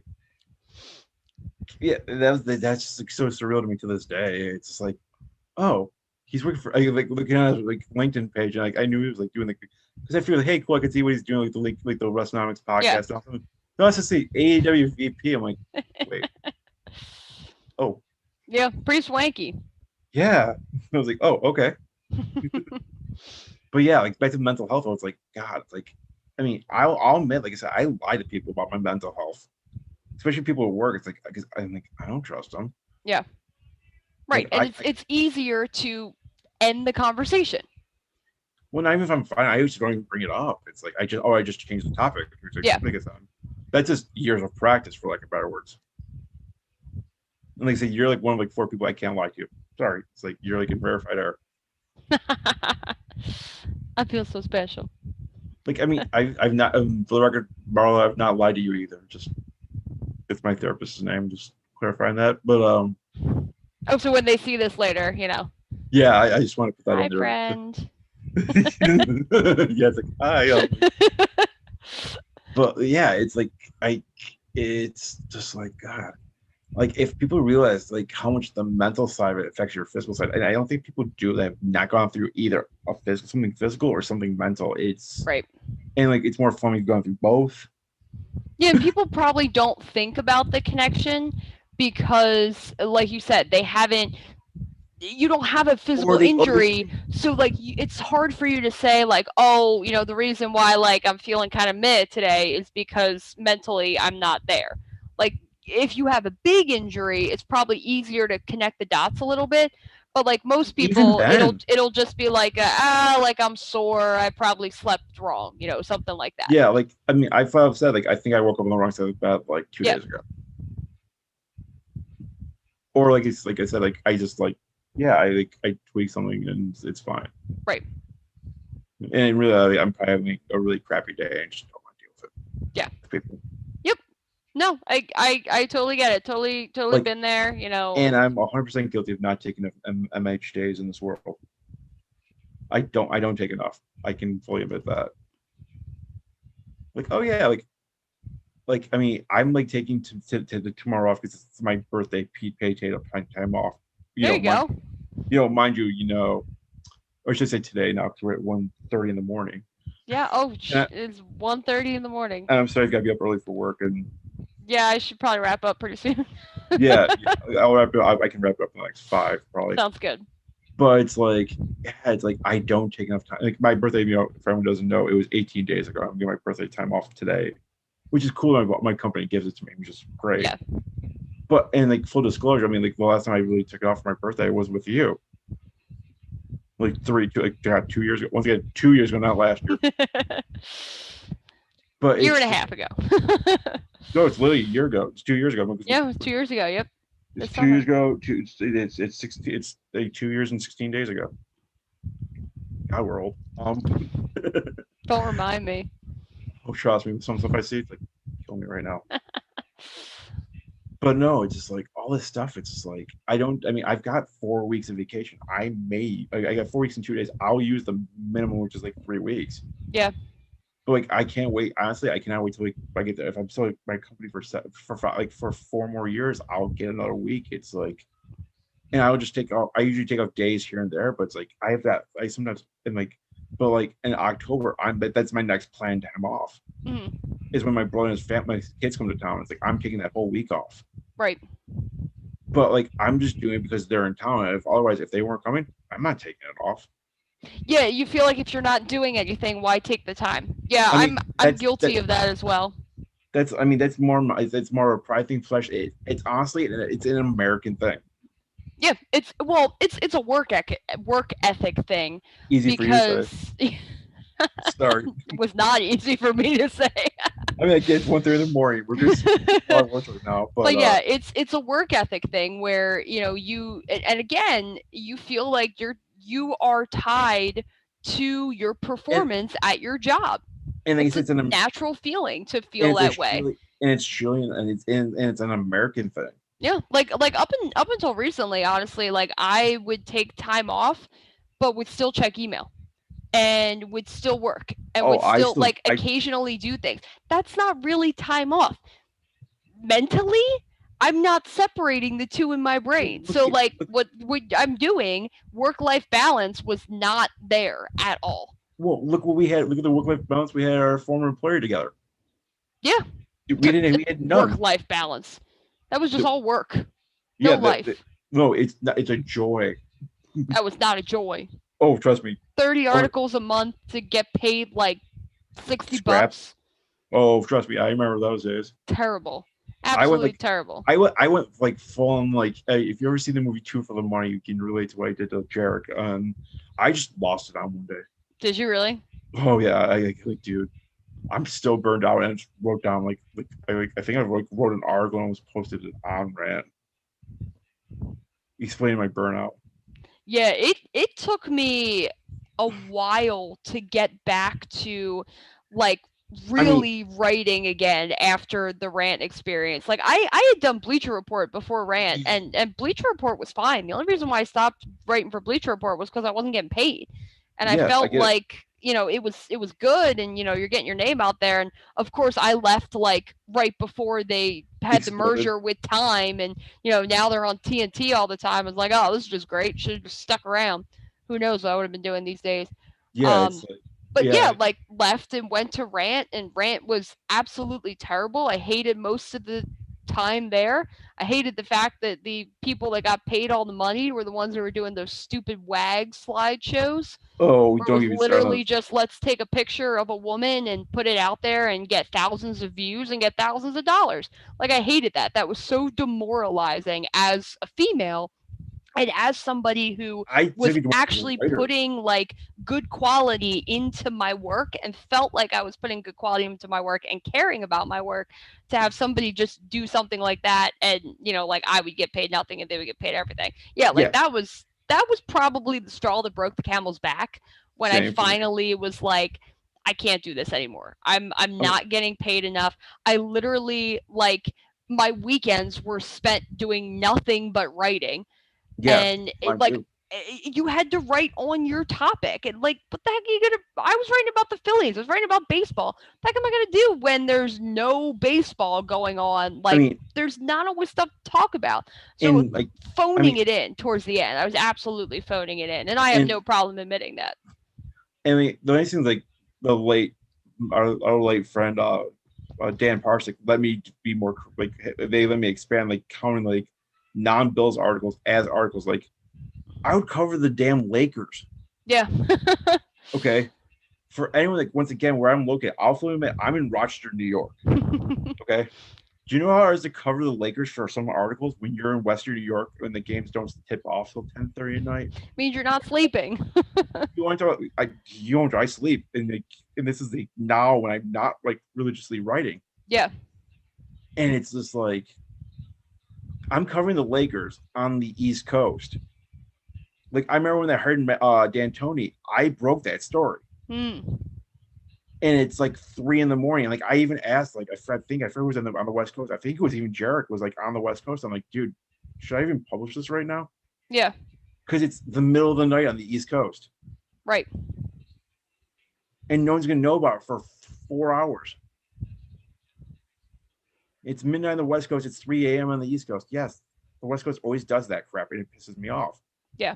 Like, look at this. Look the trade that broke. What time did it break? 10:30 on the East Right. Coast. It's 7:30. Yeah, it's perfect for the West Coast. Yep. They got a 3-hour advantage because it's like most people at 10:30 at night. Are they going to be like, holy shit, I'm going to wake up and be like, hey, this is a... Yeah, well, a bunch of Nationals fans are going to wake up to the news.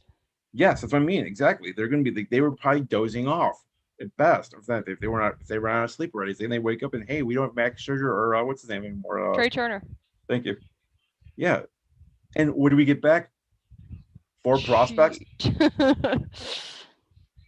funny too. I was trolling a Nationals fan too after the well, I was at the doubleheader. I was at the games, and the Phillies lost the first one, which Scherzer pitched. They won the second one in a crazy. It came down from 7 runs down to win. Scored 3 runs in the fake 9th inning, so the 7th inning, which was the de facto 9th inning, since it was a doubleheader, and then got a grand slam to win the game. But yeah, as we're walking out, there were Nationals fans, and the guy had a Scherzer jersey on, and I was like, hope you enjoyed seeing him for the last time. Turns out I can predict that. Well, that was like the West kept secret. I think everyone knows he's getting traded soon. Oh yeah. Like, a lot of Dodgers. I think everyone. It was more a matter of where than it was when, because it was the Dodgers, and I forget there was another team that was in the running. Like, you knew he was going to the West Coast. Yeah, I think it was like the Angels even. It may have been. Like, I think it was definitely an LA team. They just didn't know which one. So. Oh, by the way, I hate to break a story from the Nationals too. The Nationals did another trade. In case you care. Remotely, who did they trade? Kyle Schwarber is going to the Red Sox. I completely forgot that he played for the Nationals. Well, because I still think of him playing for the Cubs. Like, I totally forgot that the Nationals got him. I always liked Kyle Schwarber. He was a fun player. But it's just funny how. That's a good pickup for the Red Sox. Not on the, Anthony Rizzo, Joey Gallo territory, but they're still going to win. They're still going to win the division. The Yankees still aren't pitching. Yeah, I know. Trust me. So, not really sure why they went all in on fielding. Like, who's losing their job now? Who are they not playing? I don't know. I know they took Stanton out of the outfield basically because he was injured, and he's also sucks, and he's just probably going to be DH now. But he doesn't like he just strikes out way too much when he gets hits. Yeah, the Stanton that the Yankees thought that they were getting, it's been a lot different than the Stanton that they got. Well, he's not. Like I said, his problem is like he's the prototypical baseball player of 2021, where it's strike out or home run or bust. Yep. Yeah, your power hitters are not having a good time. Yeah, it's because pitching's harder. Not having a good time. Oh well. On that note, it is 1:30 on a weeknight. Yeah, you it's on a school night for you. It's me. Fortunately, it's virtual day tomorrow, but still running out of virtual days. We're going back in person next week. Oh boy. No, good luck with that. You better pound that or something, because you got like. I'll probably dump what's left of it. I don't blame you. It was warm to begin with. It's not all that good. It wasn't as sour as I was kind of hoping for. So, I'll send you some good sours. Don't worry. Just gotta brush my teeth now and brush my tongue before I go to bed. I'd use a flamethrower or something to get it all off. So I should just cut it off. Just cut the tongue off. No, because I don't have a partner. Did a whole podcast with a blue tongue. Oh, there's worse super professional. We've done less professional things. No, we do not. But hey, good talk today. Absolutely. Good show. Probably one of our better ones, just because of the nature of what we were able to talk about. I think it's really important, and to me, it's always when we're able to talk about these topics that transcend sports. Yes, we are a sports podcast, but it's not shut up and dribble. Like Yeah. this is definitely, there are real world issues that, you know, I think it's totally worth talking about, and hopefully people are listening, and if people aren't listening, you know, we Well, still got to have a really good conversation. So absolutely. appreciate it always. Absolutely. We'll do sooner, probably show up sooner than later. Yes. Okay. See you later. Get some sleep, and I'll be laughing when I'm sound asleep till about like noon. And I'll have I know, don't worry, I'll have plenty nightmares of work in about 3 hours. I was gonna say, even the West Coast baseball games are over, so you might as well just go to bed. Yeah, that's probably for the best. Uh, But the Olympics, Merrily, they're live on yes, they're the live. Olympics never stop. They're literally on all the time. It's been great. Whoa, Terrible for my sleep schedule, but it's been fun. yeah, I was saying it helps when you're You only get this once every 4 years, so I'll deal with the 13-hour delay helps. Figuring out what sleep looks like in 2 weeks, a week from now. So yeah, I can tell you.